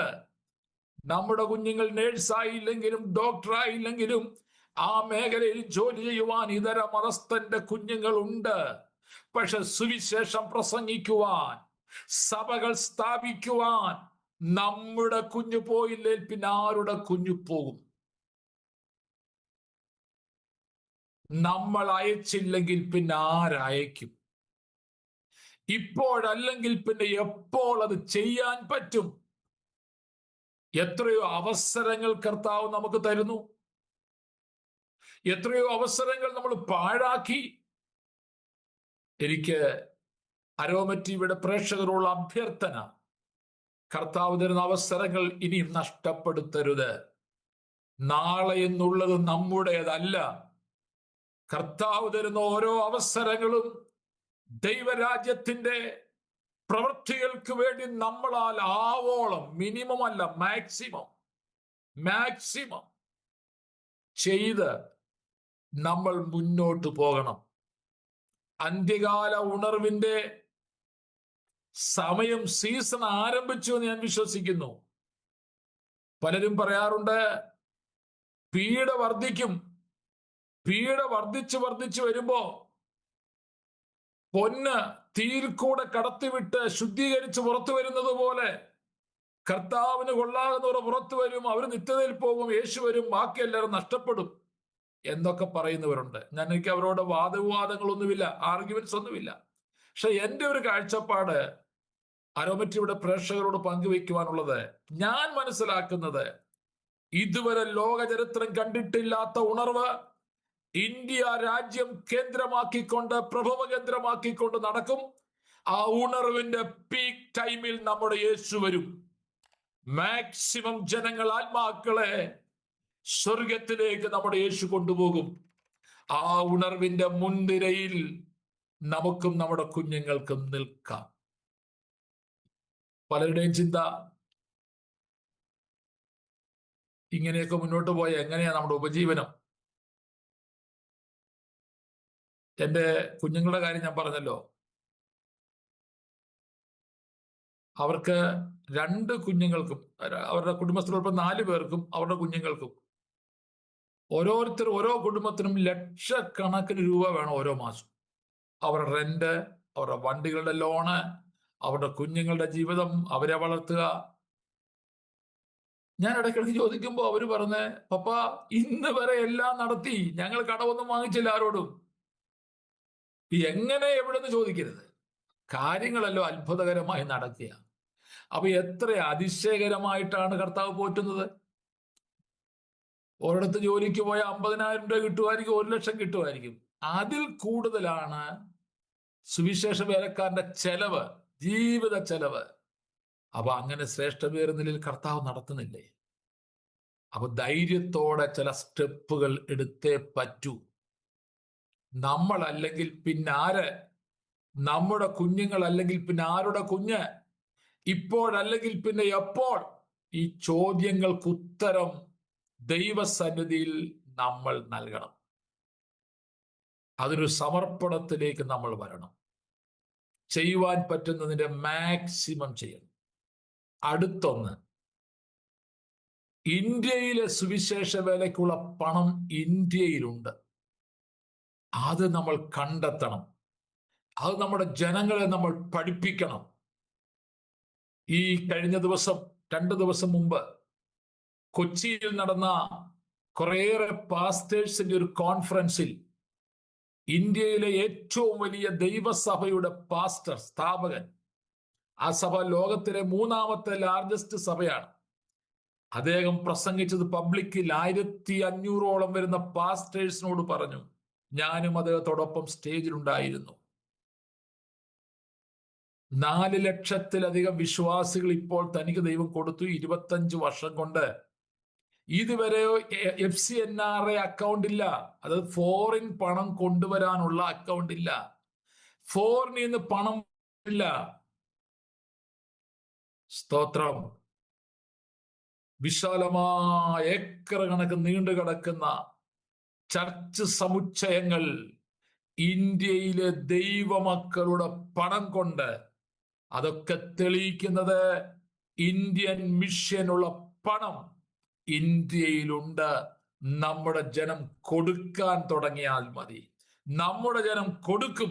അവർ കൊടുക്കുന്നവരാണ്. നമ്മൾ അവരെ ഒന്ന് ചാനലൈസ് ചെയ്താൽ മതി. ഉണർവ് പൊട്ടി പുറപ്പെട്ട് കഴിയുമ്പോൾ അതെല്ലാം നടന്നുകൊള്ളും. സ്തോത്രം. അതിനായി നമുക്ക് പരിശ്രമിക്കാം. അതിനായി കർത്താവ് പലതും ചെയ്യട്ടെ. ഞാൻ അതും വിശ്വസിക്കുന്നു. ആ നിലകളിൽ ഞങ്ങൾ നേറ്റീവ് സസ്റ്റൈനബിലിറ്റി മിഷൻ ആരംഭിച്ചിരിക്കുകയാണ്. നമ്മുടെ ദൈവമക്കളുടെ പണം കൊണ്ട് നമ്മുടെ മിഷൻ നടക്കണം. അങ്ങനെ പല പ്രൊജക്റ്റുകളുമായിട്ട് മുന്നോട്ട് പോയിക്കൊണ്ടിരിക്കുകയാണ്. കർത്താവ് വലിയവൻ ഈ അടുത്ത 5 വർഷം പലതും ചെയ്യണം, വലിയത് ചെയ്യണം. അങ്ങനെയുള്ള പ്രാർത്ഥനയോടെ, പ്രതീക്ഷയോടെ മുന്നോട്ട് പോകുന്നു. ഞങ്ങളുടെ ഈ മസീഹ് മണ്ഡലിയുടെ ഒരു പ്രവർത്തന രീതി, ഞാൻ മുമ്പ് പറഞ്ഞു, ഞങ്ങൾക്ക് കൂലിക്കാരില്ല, വർക്കേഴ്സ് ഇല്ല, എല്ലാവരും മക്കളാണ്. നേറ്റീവ് ലീഡർഷിപ്പിൽ വിശ്വസിക്കുന്ന ഒരു മനുഷ്യനാണ് ഞാൻ. ഞങ്ങൾ ആരംഭിച്ച, ഞങ്ങളുടെ ലൈഫ് ഇൻവെസ്റ്റ് ചെയ്ത ശുശ്രൂഷകളുടെ തലപ്പത്ത് ഞങ്ങളുടെ മക്കൾ, ഞങ്ങളുടെ ബയോളജിക്കൽ മക്കൾ വരരുത്. വന്നാൽ ദൈവം ആക്കുന്നതിൽ ആക്കിക്കോട്ടെ, ഞങ്ങളായിട്ട് അവരെ കൊണ്ടുവരരുത്. ക്രിസ്തുവിൽ ഞങ്ങൾ ജനിപ്പിച്ച ഞങ്ങളുടെ മക്കൾ ഒത്തിരി പേരുണ്ട്. അവർ അതിന്റെ ലീഡർഷിപ്പിലേക്ക് വരണം. ഇത് ഫ്രം ദ ഫസ്റ്റ് ഡേ, ആദ്യ ദിവസം മുതലുള്ള ഞങ്ങളുടെ ആഗ്രഹമാണ്. അതുകൊണ്ടാണ് ഞങ്ങളുടെ ഈ പ്രസ്ഥാനത്തിൽ ഒത്തിരി മലയാളികളെ ഞങ്ങൾ ആകർഷിച്ചിട്ടില്ല. ഇന്നും ഇത്ര വിശാലതയിൽ വന്നെങ്കിലും മലയാളികൾ എന്ന് പറയാൻ എല്ലാം കൂടെ ഒരു 10 പേര് പോലും കാണത്തില്ല. ഓഫീസുകളിൽ വർക്ക് ചെയ്യുന്നവരും. കാരണം അന്നും ഇന്നും നേറ്റീവ് ലീഡർഷിപ്പ്, ഉത്തരേന്ത്യക്കാരായ കർത്താവിൽ നമ്മൾ ജനിപ്പിക്കുന്ന മക്കൾ, നമ്മൾ ട്രെയിൻ ചെയ്ത് എക്യുപ്പ് ചെയ്യുന്നവർ, അവർ ഈ പ്രവർത്തനങ്ങൾക്ക് നേതൃത്വം കൊടുക്കണം. മറ്റു പല മലയാളികൾ ആരംഭിച്ച പ്രസ്ഥാനങ്ങളുടെ ലീഡർഷിപ്പിൽ ഞങ്ങളുടെ കൂടെയുള്ള, അല്ല ഞങ്ങൾ ചെയ്യുന്ന രീതിയിലുള്ള നേറ്റീവ് ലീഡർഷിപ്പ് ഉണ്ടോ എന്ന് എനിക്ക് സംശയമാണ്. കാണുമായിരിക്കാം. പക്ഷെ എൻ്റെ അറിവിൽ ഈ മസീഹ് മണ്ഡലിയിൽ ആണ് കുറച്ചും കൂടെ നല്ല നിലയിൽ ഉത്തരേന്ത്യക്കാരായ പാവപ്പെട്ട ചെറുപ്പക്കാരെ എക്യുപ്പ് ചെയ്ത് ലീഡർഷിപ്പിലേക്ക് നടത്തുന്ന ഒരു പ്രസ്ഥാനം. അപ്പം സെൽവാസ ഉൾപ്പെടെ ഇന്ന് 15 സ്റ്റേറ്റുകളിൽ ഞങ്ങളുടെ പ്രവർത്തനങ്ങളുണ്ട്. സഭകൾ പ്രവർത്തനങ്ങളുണ്ട്, മറ്റു പല ചാരിറ്റി, എഡ്യൂക്കേഷൻ മേഖല പ്രവർത്തനങ്ങളുണ്ട്. എല്ലാത്തിൻ്റെയും കീ പോസ്റ്റുകൾ ഹോൾഡ് ചെയ്യുന്നത് ഉത്തരേന്ത്യക്കാരാണ്. ഞങ്ങളുടെ അക്കൗണ്ട്സ് ബാങ്കിൽ സിഗ്നറ്ററീസ് നോർത്ത് ഇന്ത്യക്കാരാണ്. ട്രൈബൽ കമ്മ്യൂണിറ്റി ഒന്നാണ് ഞങ്ങളുടെ മക്കളാണ്. ഇങ്ങനെയൊക്കെയുള്ള പല പ്രത്യേകതകളാണ്. അപ്പൊ തന്നെ ഓരോ സ്റ്റേറ്റിന് സ്റ്റേറ്റ് കോർഡിനേറ്റേഴ്സ് ഉണ്ട്. ചില സ്റ്റേറ്റുകളിൽ കൂടുതൽ സഭകളുണ്ടെങ്കിൽ അതിനകത്ത് റീജിയൻസ് വരും. റീജിയണൽ കോർഡിനേറ്റേഴ്സ് ഉണ്ട്. പല ഡിപ്പാർട്ട്മെന്റ്, സൺഡേ സ്കൂളിന് യൂത്തിന് പ്രത്യേക ഡിപ്പാർട്ട്മെന്റ്സ് ഉണ്ട്, അതിന് പ്രത്യേക ഹെഡ്സ് ഉണ്ട്. സഹോദരിമാരുടെ പ്രവർത്തനങ്ങൾക്ക് പ്രത്യേക ഡിപ്പാർട്ട്മെന്റും അതിന്റെ ഹെഡ്സും ഉണ്ട്. അങ്ങനെ കഴിവിന്റെ പരമാവധി ഇപ്പം സൗത്ത് ഇന്ത്യക്കാരായ മലയാളികളായ പ്രവർത്തനങ്ങളിലുള്ള അത്രയും സിസ്റ്റമാറ്റിക് വേയിൽ ഉണ്ടാക്കിയെടുക്കാൻ പറ്റിയിട്ടില്ല. എങ്കിലും ഞങ്ങൾ അതിലേക്ക് വന്നുകൊണ്ടിരിക്കുക. വളരെ വളരെ നല്ല നിലയിൽ ഞങ്ങളുടെ മക്കൾ ആ കാര്യങ്ങൾ ചെയ്യുന്നു. കൂടാതെ ഡോൾവൻ കൺവെൻഷൻ പോലെയുള്ള ഉത്തരേന്ത്യയിലെ വളരെ പ്രധാനപ്പെട്ട കൺവെൻഷൻ ഞങ്ങളുടെ ആനുവൽ കൺവെൻഷനാണ്. അവിടേക്ക് വന്നാൽ അറിയാം ഞങ്ങളുടെ ഈ മക്കളാണ് ഇതെല്ലാം പ്രോഗ്രാം പ്ലാൻ ചെയ്യുന്നത്. രണ്ടാമത് ഞങ്ങളുടെ ഒരു പ്രത്യേകത, ഞങ്ങളുടെ മീറ്റിങ്ങിൽ പലതിലും ഞാൻ സ്റ്റേജിൽ പോകാറില്ല. എൻ്റെ ഒരു കോള് മറ്റുള്ളവർക്ക് സ്റ്റേജ് കൊടുക്കുക. അത് പലരുടെയും കാഴ്ചപ്പാട് പല നിലകളിലാണ്. പക്ഷെ എൻ്റെ ഒരു കാഴ്ചപ്പാട് അങ്ങനെയാണ്. അപ്പം ഞങ്ങളുടെ ഡോൾവൻ കൺവെൻഷൻ ഉൾപ്പെടെ ഞാൻ സ്റ്റേജിൽ പോകാറില്ല.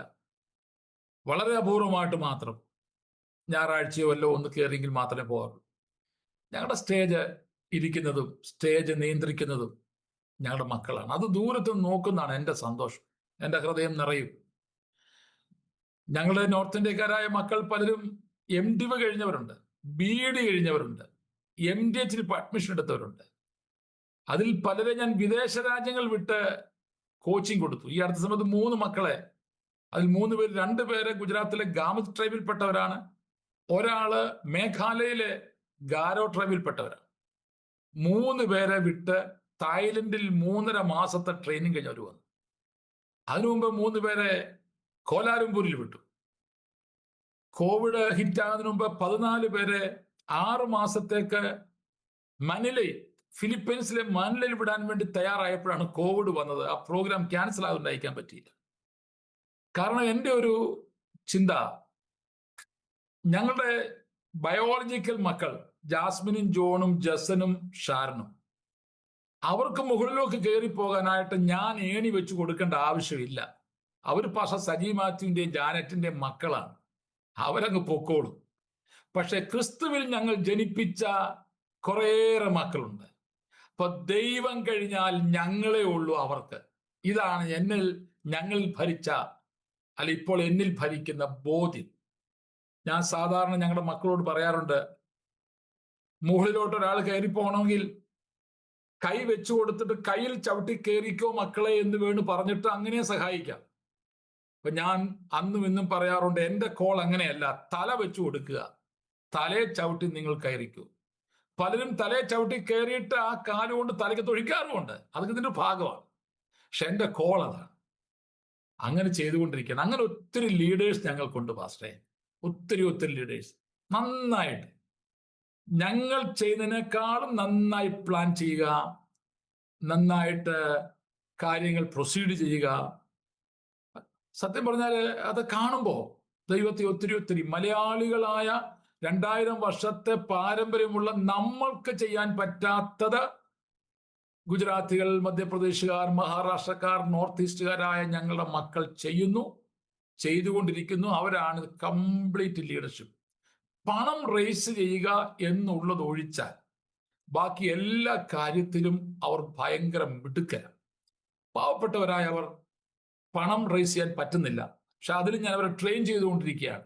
ഞാൻ വിശ്വസിക്കുന്ന കർത്താവ് വരാൻ താമസിച്ചാൽ 2030 ആകുമ്പോൾ കംപ്ലീറ്റ് ഈ മിഷന്റെ മുഴുവൻ പണവും ഞങ്ങളുടെ ഫീൽഡിൽ നിന്നുണ്ടാകും.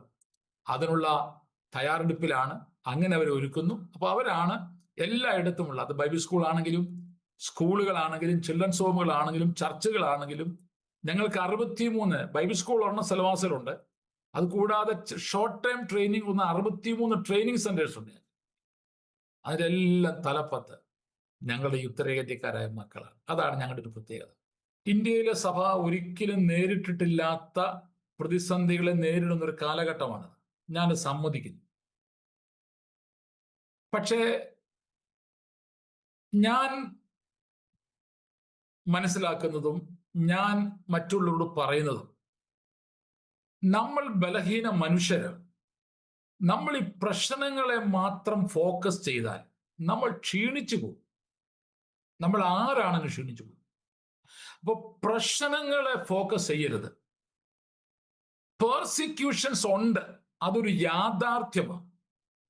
അപ്പൊ പെർസിക്യൂഷൻ, ഉപദ്രവം, പീഡ, ആ പീഡിപ്പിക്കപ്പെടുന്ന, ഉപദ്രവിക്കപ്പെടുന്ന, ജയിലടയ്ക്കപ്പെടുന്നവരെ ചേർത്തു പിടിച്ച് അവരുടെ മുറിവുകൾ കെട്ടി അവരെ പ്രോത്സാഹിപ്പിച്ചു മുന്നോട്ട് കൊണ്ടുപോവുകയും പെർസിക്യൂഷന് അധികം മഹത്വം കൊടുക്കാതിരിക്കുകയും പ്രതിസന്ധികൾ എത്രയുണ്ടോ അതിലും കൂടുതൽ സാധ്യതകളുണ്ട് എന്ന് മനസ്സിലാക്കി പ്രശ്നങ്ങൾ വർദ്ധിക്കുന്നതിനനുസരിച്ച് സുവിശേഷീകരണത്തിനും സഭാസ്ഥാപനത്തിനും പോസിബിലിറ്റീസും വർദ്ധിക്കുന്നുണ്ട്. നമ്മൾ അത് മാത്രം കാണുക. അപ്പൊ സാധ്യതകളെ മാത്രം കണ്ടുകൊണ്ട് പ്രശ്നങ്ങളെ, യാഥാർത്ഥ്യങ്ങളെ ഉൾക്കൊണ്ടുകൊണ്ട് പ്രശ്നങ്ങളിൽ പെടുന്ന നമ്മുടെ സഹോദരങ്ങളെ കൂടെ നിർത്തിക്കൊണ്ട് നമുക്ക് മുന്നോട്ട് പോകേണ്ടുന്ന ഒരു കാലഘട്ടമാണ് ഇത്. 2, പ്രശ്നങ്ങൾ വർദ്ധിക്കുമ്പോൾ നമ്മൾ മനുഷ്യർ, നമുക്ക് നമ്മളെ വിളിച്ച കർത്താവിന്റെ പാദപീഠത്തിൽ മുട്ടുമടക്കാതെ അല്ലാതെ വേറൊരു മാർഗം.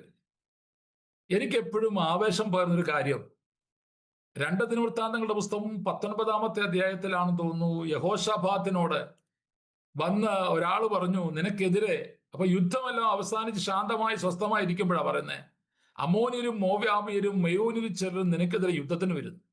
അപ്പൊ 19-ന്റെ 12-ാമത്തെ വാക്യമാണെന്ന് തോന്നുന്നു. യഹോശാഫാത്ത് പറഞ്ഞ കാര്യമുണ്ട്. താൻ ഉപവാസം പ്രഖ്യാപിച്ചിട്ട് ദൈവത്തിന്റെ സന്നിധിയിൽ വന്നിട്ട് പറയാണ്, ദൈവമേ, ഈ വലിയ ശക്തിയോട് എതിർക്കുവാൻ എനിക്ക് ബലമില്ല, എന്തു ചെയ്യണം എന്ന് എനിക്കറിയത്തില്ല, പക്ഷേ ഞാൻ ഒന്നു ചെയ്യുന്നു, എന്റെ കണ്ണ് അങ്ങിലേക്ക് ഉയർത്തുന്നു. അപ്പൊ ഏത് തീവ്രമായ പ്രതിസന്ധികൾ വരുമ്പോഴും നമുക്ക് ഫേസ് ചെയ്യാൻ പറ്റാതെ വരുമ്പോ, നമ്മൾ മനുഷ്യരാണ്, നമ്മൾ ക്ഷീണിച്ചു പോകും, നമ്മൾ ബലഹീനരാണ്, നമ്മൾ ആരും തികഞ്ഞവരല്ല, വേറെ അസാധാരണ ശക്തി ഒന്നും നമുക്കില്ല, നമ്മുടെ കർത്താവ് തരുന്ന കൃപയല്ലാതെ നമുക്ക് വേറെ ഒന്നുമില്ല.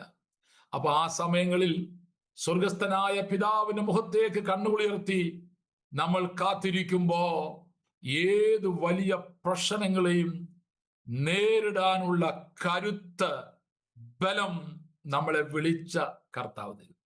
പ്രത്യേകിച്ച് ഈ കഴിഞ്ഞ 5 വർഷം കൊണ്ട് ഓരോ ദിവസവും ഞാനത് അനുഭവിക്കുന്ന മനുഷ്യനാണ്. ഞാൻ ആദ്യം പറഞ്ഞല്ലോ, ഈ 5 വർഷമായിട്ടും ഞാൻ നിറകണ്ണുകളോടല്ലാതെ ഒരു ദിവസവും ബെഡിൽ നിന്ന് എഴുന്നേറ്റിട്ടില്ല.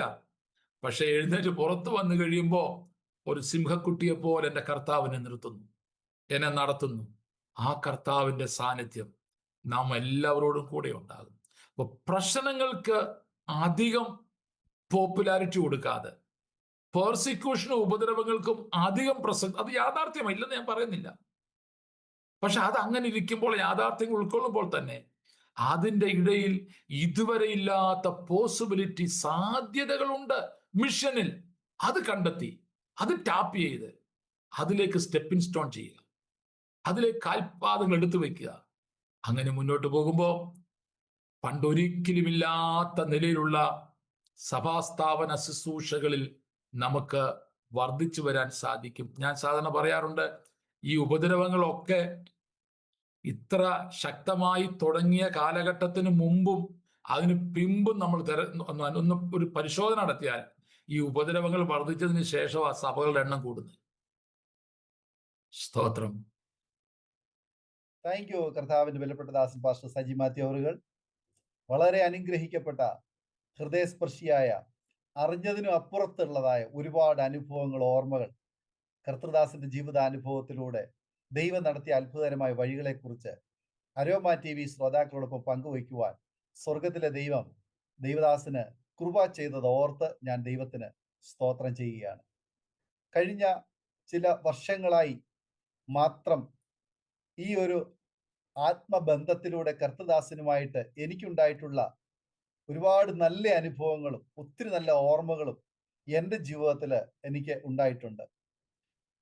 അതിലൊരു കാര്യം ഇത്തരുണത്തിൽ ഞാൻ ഓർക്കുവാൻ ആഗ്രഹിക്കുന്നത്, കോവിഡ് ആരംഭിക്കുന്ന ആ സമയത്ത് കർത്താവിൻ്റെ ദാസി പ്രിയ ജാനറ്റ് ആൻറ്റിയും പ്രിയ പാസ്റ്ററും നമ്മളെല്ലാവരും കൂടി ഒരുമിച്ച് വാപ്പിയിൽ വെച്ച് ഒരു പാസ്റ്റേഴ്സിൻ്റെ ഒരു ചെറിയ ഒരു ഗെറ്റ് ടുഗദർ മീറ്റിംഗ് നടത്തുവാൻ ഇടയായി തീർന്നു. ആ മീറ്റിങ്ങിൽ കർത്താവിൻ്റെ ദാസന് ഇപ്പോൾ ഉദ്ധരിച്ചതായ വേദഭാഗം ഉദ്ധരിച്ചുകൊണ്ട് ആ സന്ദർഭത്തിൽ ഒരു ആലോചന പറയുകയുണ്ടായി. അതിനുശേഷം അവിടെ വെച്ച് ഒരുക്കിയതായ ഭക്ഷണം ഒക്കെ നമ്മൾ കഴിച്ച് സന്തോഷത്തോടെ ഒരു ഫോട്ടോ സെഷനൊക്കെ നമ്മൾ എടുത്തിട്ട് അന്ന് അവിടെ വെച്ച് പിരിയുവാൻ ഇടയായി. എന്നാൽ അവിടെ വെച്ച് യാത്ര പറഞ്ഞു പോയതായ ആ ഒരു നിമിഷം ഞാൻ ഇന്നെന്ന പോലെ എൻ്റെ ഹൃദയത്തിൽ ഞാൻ ഓർക്കുന്നു. അധികം ദിവസങ്ങൾ കഴിയുന്നതിന് മുന്നമേ ഒരു വേർപാടിൻ്റെ വേദനയുടെ ഒരു വലിയ ദുഃഖ വാർത്തയിലേക്ക് തള്ളി നീക്കുന്ന ചില അനുഭവങ്ങൾ കേൾക്കുവാൻ ഇടയായി. അതായത് കോവിഡ് അന്ന് വളരെ വേഗത്തിൽ പടർന്ന് വ്യാപരിക്കുന്നതായ ആ ഒരു സാഹചര്യം, എല്ലാവരും അടച്ചിട്ട മുറിയിൽ ഒതുങ്ങി നിൽക്കുമ്പോൾ, പുറത്തേക്ക് വരാൻ കഴിയാതെ ഇരിക്കുമ്പോൾ അന്ന് മനസ്സിലാക്കാൻ കഴിഞ്ഞത് കർത്താവിൻ്റെ ദാസനും പ്രിയ ജാനറ്റ് ആൻറ്റിയും ചേർന്ന് കോവിഡ് രോഗികളായ പ്രിയപ്പെട്ടവരുടെ ഇടയിൽ അവർക്ക് വേണ്ടിയിട്ട് അവരിൽ ഒരാളിനെ പോലെ അവർക്ക് വേണ്ടി പ്രവർത്തിക്കുവാനും അവർക്ക് ഭക്ഷണം വിളമ്പി കൊടുക്കുവാനും ഇടയായി തീർന്ന ആ നല്ല ഓർമ്മകൾ ഞാൻ ഇന്നെന്ന പോലെ ഓർക്കുന്നു. പ്രിയ ആൻറ്റി ശരിക്കും പറഞ്ഞു കഴിഞ്ഞാൽ താന് മറ്റു പ്രയാസങ്ങളൊന്നുമില്ലാതെ ഇരിക്കുന്ന സന്ദർഭത്തിൽ അയൽഭവനത്തിലുള്ളതായ കോവിഡ് രോഗിക്ക് ആഹാരം കൊടുക്കുവാൻ പോയി. അവിടെ നിന്നാണ് തനിക്ക് ഈ രോഗം പിടിപെടുവാനും താൻ പെട്ടെന്ന് തൻ്റെ ആരോഗ്യം വഷളാകുവാനും ഇടയായി തീർന്നത് എന്ന് ഞാൻ കേട്ടു. ആർക്കും അങ്ങോട്ടും ഇങ്ങോട്ടും പോകുവാൻ കഴിയാതെ ഇരിക്കുമ്പോഴും നിസ്വാർത്ഥമായ ക്രിസ്തുവിന്റെ സ്നേഹം ആ നല്ല ശമരിയാക്കാരനെ പോലെ ഒരു വിശ്വാസി അല്ലാതെ ഇരുന്നിട്ട് ആ വ്യക്തിയുടെ ഭവനത്തിൽ പോയി ആ വ്യക്തിക്ക് വേണ്ടിയിട്ട് ശുശ്രൂഷ ചെയ്ത് താന് ആ രോഗത്തിലേക്ക് തള്ളപ്പെട്ടപ്പോൾ സ്വർഗത്തിലെ ദൈവത്തിന്റെ കരം തന്നോടുകൂടെ ഇരുന്നു. അന്ന് എല്ലാ വഴികളും അടഞ്ഞിരിക്കുക, ലോക്ക്ഡൗൺ ആയിരിക്കുക, എങ്ങോട്ട് പോകാൻ കഴിയത്തില്ല, ചികിത്സകളില്ല, ഹോസ്പിറ്റലുകളെല്ലാം നിറഞ്ഞിരിക്കുന്നു, ഓക്സിജൻ ഇല്ല, എങ്ങോട്ടും പോകാൻ കഴിയാതെ ഇരിക്കുമ്പോൾ പ്രിയ കർത്താവിന്റെ ദാസൻ ആ സമയത്ത് എന്നെ വിളിച്ചത് എനിക്ക് തിരുവനന്തപുരത്തിൽ ഓർമ്മയുണ്ട്. അങ്ങനെ DY പാട്ടീൽ ഹോസ്പിറ്റൽ ബോംബെയിൽ ന്യൂ ബോംബെയിലേക്ക് പോകുവാനും അവിടെ ചില ക്രമീകരണങ്ങളൊക്കെ ചെയ്ത്, എന്നാൽ ആ ദിവസങ്ങളിലൊക്കെ എല്ലാവരും പ്രാർത്ഥിച്ചുകൊണ്ടിരുന്നു. ഒരിക്കലും കേൾക്കാൻ ആഗ്രഹിക്കാത്തതായ വാർത്ത പിന്നത്തേതില് കേൾക്കേണ്ടി വന്നു. എന്നാൽ ആ സന്ദർഭങ്ങളിൽ ഒന്നും അങ്ങോട്ടും ഇങ്ങോട്ടും ഒന്ന് പോകുവാനോ യാത്ര ചെയ്യുവാനോ ഈവൻ ഫ്യൂണറൽ സർവീസിന് പോലും ഒന്ന് പോകുവാൻ കഴിയാത്ത ആ ദിനങ്ങൾ ഞാൻ ഇന്നെന്ന വണ്ണം ഓർക്കുകയാണ്. ആർക്കും വരാൻ കഴിയാതെ അന്ന് ഓൺലൈനിലൂടെ അന്നത്തെ ശുശ്രൂഷകളൊക്കെ കാണുവാനും കേൾക്കുവാനും മാത്രമേ കഴിഞ്ഞിരുന്നുള്ളൂ. എന്നാൽ ആ കാലഘട്ടവും ആ ദിവസങ്ങളും പിന്നീട് കഴിഞ്ഞുപോയി. കോവിഡും കഴിഞ്ഞു. പ്രിയ കർത്താവിന്റെ ദാസനെ ദൈവം ഒരു ഫീനിക്സ് പക്ഷിയെപ്പോലെ ദൈവം ആമേൻ ചിറകുകൾക്ക് ബലമേകി, കാലുകൾക്ക് ബലമേകി, ഹൃദയത്തിന് വലിയൊരു ഉൾക്കരുത്ത് പകർന്ന് കർത്താവിന്റെ ദാസിയെ ദൈവം കാണിച്ചു കൊടുത്തതായ ആ ദർശനത്തിന്റെ പൂർത്തീകരണത്തിലേക്ക് സ്വർഗത്തിലെ ദൈവം കരം പിടിച്ച് നടത്തുവാൻ തുടങ്ങി. തിരിഞ്ഞു നോക്കേണ്ടി വന്നിട്ടില്ല. ചിന്തിക്കുമ്പോൾ മാനസികമായി വളരെ വേദനകളും വിഷമങ്ങളും ഉണ്ടെങ്കിൽ പോലും അതിനേക്കാൾ ഉപരി വിളിച്ച ദൈവം വിശ്വസ്തനാണ്. നിത്യതയ്ക്കായി താൻ പ്രിയം വെച്ച ശുശ്രൂഷ പൂർത്തീകരിച്ച് കർത്താവിന്റെ ദാസി കടന്നു പോയെങ്കിലും കർത്താവ് ഭരമേൽപ്പിച്ച ശുശ്രൂഷയ്ക്ക് ഭംഗം കൂടാതെ ദൈവദാസനും മക്കളും കർത്താവ് ഏൽപ്പിച്ചതായ ദൈവദാസന്മാരും അവരുടെ കുടുംബങ്ങളും വളരെ വിശ്വസ്തയോടുകൂടി ഭംഗിയായി ആ ശുശ്രൂഷ അഭംഗുരം തുടർന്നുകൊണ്ടിരിക്കുന്നു എന്ന് കേൾക്കാൻ കഴിയുന്നു. ദേവദാസന്റെ കുടുംബത്തിന്റെ നിസ്വാർത്ഥമായ സ്നേഹം ഞാനും അനുഭവിച്ചിട്ടുണ്ട്. എനിക്ക് മറക്കാൻ കഴിയാത്ത ചില നല്ല ഓർമ്മകളുണ്ട്. അതിലേക്ക് പോകുന്നില്ല. ദേവദാസനെ അനുഗ്രഹിക്കട്ടെ. കർത്താവ് ഏൽപ്പിച്ച ശുശ്രൂഷ ഭംഗിയായി ചെയ്യുവാൻ ഉത്തരഭാരതത്തിലും ദൈവം അയക്കുന്ന ഇടങ്ങളിലൊക്കെയും ശക്തമായി മുന്നോട്ട് യാത്ര ചെയ്യുവാൻ കർത്താവ് ബലപ്പെടുത്തട്ടെ എന്ന് ഞങ്ങളും ആഗ്രഹിക്കുന്നു, പ്രാർത്ഥിക്കുന്നു. ശരിയായ രീതിയിൽ ചരിത്രം പരിശോധിച്ച് നോക്കിയാൽ 50 വയസ്സിന് ശേഷമാണ് ഏതൊരു വ്യക്തിയും തൻ്റെ ശക്തമായ ശുശ്രൂഷയ്ക്ക് തുടക്കം കുറിച്ചിട്ടുള്ളത് എന്ന് ഞാൻ മനസ്സിലാക്കിയിട്ടുണ്ട്. കർത്താവിൻ്റെ ദാസി ആ ഒരു ശുശ്രൂഷയ്ക്ക് തുടക്കം കുറിച്ചതിന് ശേഷം താൻ തൻ്റെ നിത്യതയ്ക്കായിട്ട് കടന്നുപോയെങ്കിലും ദൈവദാസന് ആ ശുശ്രൂഷ ഭംഗിയായി ചെയ്യുവാൻ കർത്താവ് ബലപ്പെടുത്തിക്കൊണ്ടിരിക്കുന്നു. സൗഖ്യത്തോടെ, ആരോഗ്യത്തോടെ, ദീർഘായുസോടെ കർത്താവ് ഏൽപ്പിച്ച ഇടങ്ങളിൽ, കർത്താവ് അയക്കുന്ന ഇടങ്ങളിൽ കർത്താവിന് വേണ്ടി ശക്തമായി നിലകൊള്ളുവാൻ ഏലിയാവ് ഒരു ഘട്ടത്തിൽ ക്ഷീണിച്ചുപോയി. താൻ നിരാശനായി. ഇനി എനിക്ക് ജീവിക്കണ്ട എന്ന് വിചാരിച്ച് മരുഭൂമിയുടെ അനുഭവത്തിലേക്ക്, ആ ചൂരച്ചെടിയുടെ അനുഭവം നമുക്കറിയാം. അതൊരിക്കലും മുകളിലോട്ട് വളരുന്നില്ല. അത് മുള്ളുകൾ നിറഞ്ഞതാണ്. അതിനൊരു പ്രതീക്ഷയില്ല. പക്ഷെ അതിന്റെ ചുവട്ടിൽ കിടന്നു മരിക്കുവാൻ ആഗ്രഹിച്ചപ്പോൾ, താൻ വിശന്ന് മരിക്കുവാൻ ആഗ്രഹിച്ചപ്പോൾ തുരുത്തിയിലെ വെള്ളവും അപ്പവും ദൈവം തന്റെ ദൂതനെ ഏലിയാവിന്റെ അടുക്കലേക്ക് അയച്ചു. തട്ടി ഉണർത്തി ഭക്ഷിച്ച് പാനം ചെയ്ത് ഏലിയാവ് ബലപ്പെട്ട് പിന്നെയും മുന്നോട്ട് യാത്ര ചെയ്തതുപോലെ, ആഹാബിന്റെ കുതിരയ്ക്ക് മുന്നേ, രഥത്തിന് മുന്നേ ഓടുവാൻ കർത്താവ് തന്നെ ബലപ്പെടുത്തിയതുപോലെ, പല സന്ദർഭങ്ങളിലായി ദൈവം തന്റെ ദാസനെ ശക്തമായി ഉപയോഗിച്ചതുപോലെ ഇനിയും ഏറെ ശുശ്രൂഷകൾ ചെയ്യുവാൻ, ഇനിയും മുന്നോട്ട് കർത്താവിന്റെ ദാസനെ അഭിഷേകത്താൽ, അധികാരത്താൽ ദൈവം നിറയ്ക്കട്ടെ എന്ന് ആഗ്രഹിക്കുന്നു, ആശംസിക്കുന്നു, പ്രാർത്ഥിക്കുന്നു. വിലപ്പെട്ട സമയം വേർതിരിച്ച് ഒരുപാട് അനുഭവങ്ങൾ, ഒരുപാട് ഓർമ്മകൾ, കോവിഡ് അനന്തരം ആ പ്രയാസങ്ങളിലൂടെ കടന്നു പോകുന്ന പ്രിയപ്പെട്ടവർക്ക് പ്രചോദനവും ഉത്സാഹവും പ്രേരണയും പകരുന്നതായ സാക്ഷ്യം പങ്കുവച്ചതിന് കർത്താവിന്റെ ദാസനോടും പ്രിയ അംഗങ്ങളോടുള്ളതായ ഹൃദയംഗമായ നന്ദി, സ്നേഹവും കടപ്പാടും ഇത്തരണത്തിൽ അറിയിക്കുന്നു. തീർച്ചയായിട്ടും അരോമ TV പ്രേക്ഷകർക്കും ഇതൊരു വലിയ അനുഗ്രഹത്തിന് കാരണമായി തീരും എന്ന് ഞാൻ പൂർണ്ണമായി വിശ്വസിക്കുകയാണ്. ഈ സമയം നമുക്ക് ഒരുമിച്ച് ദൈവസന്നിധിയിൽ പ്രാർത്ഥിക്കുമ്പോൾ കർത്താവിന്റെ ദാസൻ അരോമ TV പ്രേക്ഷകർക്ക് വേണ്ടി, അരോമ TVയുടെ പ്രവർത്തനങ്ങൾക്ക് വേണ്ടി ഞങ്ങളെ കുടുംബത്തെയും ഓർത്തുകൊണ്ട് ഒരു നിമിഷം ഈ സമയം പ്രാർത്ഥന നമ്മെ സഹായിക്കും. കർത്താവ് നമ്മെ സഹായിക്കട്ടെ. ആമേൻ. സ്വർഗ്ഗപിതാവേ, അങ്ങേക്ക് നന്ദി പറയുന്നു. ഈ നല്ല സന്ദർഭത്തിനായിട്ട് സ്തോത്രം. അവിടുത്തെ വിലപ്പെട്ട ദാസൻ പാസ്റ്റർ ദാനിയേൽ ജോണിനായിട്ട് സ്തോത്രം. അങ്ങയുടെ ദാസിക്കായിട്ട്, കുഞ്ഞുങ്ങൾ 2 പേർക്കായിട്ടും സ്തോത്രം. ഉത്തരേന്ത്യയിൽ കർത്തൃവേലയ്ക്ക് വേണ്ടി കഷ്ടവും നിന്ദയും ഉപദ്രവവും സഹിച്ച് ധൈര്യത്തോടെ ഇതുവരെ നിൽക്കുവാൻ അങ്ങ് കൊടുത്ത കൃപകൾക്കായി സ്തോത്രം. അങ്ങയുടെ ദാസനെയും കുടുംബത്തെയും കുഞ്ഞുങ്ങളെയും യേശു കർത്താവിന്റെ നാമം ചൊല്ലി അടിയൻ ഇപ്പോൾ അനുഗ്രഹിച്ച് പ്രാർത്ഥിക്കുന്നു. താൻ ആരംഭിച്ച അരോമ TVയുടെ പ്രവർത്തനങ്ങൾക്കായിട്ട് സ്തോത്രം. ആയിരക്കണക്കിന് അല്ല 10,000 ലോകത്തെമ്പാടും ചിതറിക്കിടക്കുന്ന ദൈവമക്കൾക്ക് സാന്ത്വനമേകുന്ന ശുശ്രൂഷകൾ ഈ അരോമ TV ചാനലിൽ കൂടെ നിർവഹിക്കുവാൻ ദൈവം കൊടുക്കുന്ന കൃപകൾക്കായി നന്ദി. ഇന്ന് ഞങ്ങൾ നടത്തിയ ഈ അഭിമുഖം, അത് ഇതിന്റെ പ്രേക്ഷകരുടെ ജീവിതത്തിൽ ആഴത്തിൽ ചലനങ്ങൾ ഉണ്ടാക്കണമേ. അനേകർക്ക് ധൈര്യവും അനേകർക്ക് ആത്മനിയോഗവും നൽകണമേ. പോകുവാൻ, പ്രസംഗിക്കുവാൻ, അയക്കുവാൻ ധാരാളം പേര് തയ്യാറാകട്ടെ കർത്താവേ. ഞങ്ങൾ പോയില്ലെങ്കിൽ പിന്നെ ആരും പോകും, ഞങ്ങൾ അയച്ചില്ലെങ്കിൽ പിന്നെ ആരയക്കും. അപ്പാ, പ്രേക്ഷകരുടെ ഹൃദയങ്ങളോട് സംസാരിക്കണമേ. എല്ലാ പ്രേക്ഷകരെയും യേശു ക്രിസ്തുവിന്റെ നാമം ചൊല്ലി അങ്ങ് തന്ന കൃപയുടെ ഉള്ളിൽ നിന്നുകൊണ്ട് അനുഗ്രഹിച്ചു പ്രാർത്ഥിക്കുന്നു. സകല മഹത്വവും ഞങ്ങളുടെ കർത്താവിന് ഞങ്ങൾ അർപ്പിക്കുന്നു. പ്രാർത്ഥന കേട്ടതിനായി സ്തോത്രം. യേശു ക്രിസ്തുവിന്റെ നാമത്തിൽ തന്നെ. ആമേൻ, ആമേൻ. Thank you. കർത്താവിന്റെ വിലപ്പെട്ട ദാസൻ പാസ്റ്റർ ഇത്രത്തോളം സമയം ഞങ്ങളോടൊപ്പം ചിലവഴിച്ചതിന് ഒരു പ്രാവശ്യം കൂടെ നന്ദി, സ്നേഹം, കടപ്പാടും അറിയിക്കുന്നു. Thank you master. Thank you. അനുഗ്രഹിക്കുമാറാകട്ടെ.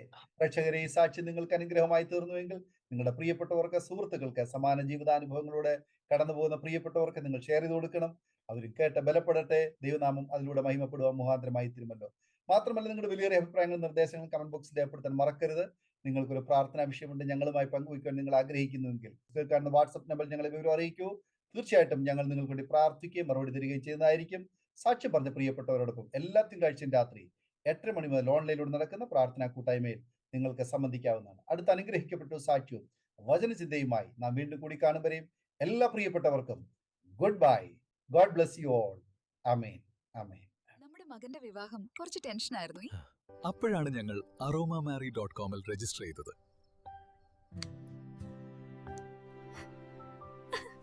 അവിടെ നിന്നാണ് നമ്മുടെ മകന് നല്ലൊരു പെൺകുട്ടിയെ കണ്ടെത്തിയത്. ഇന്ന് തന്നെ aromamary.com ഡൗൺലോഡ് ചെയ്യൂ.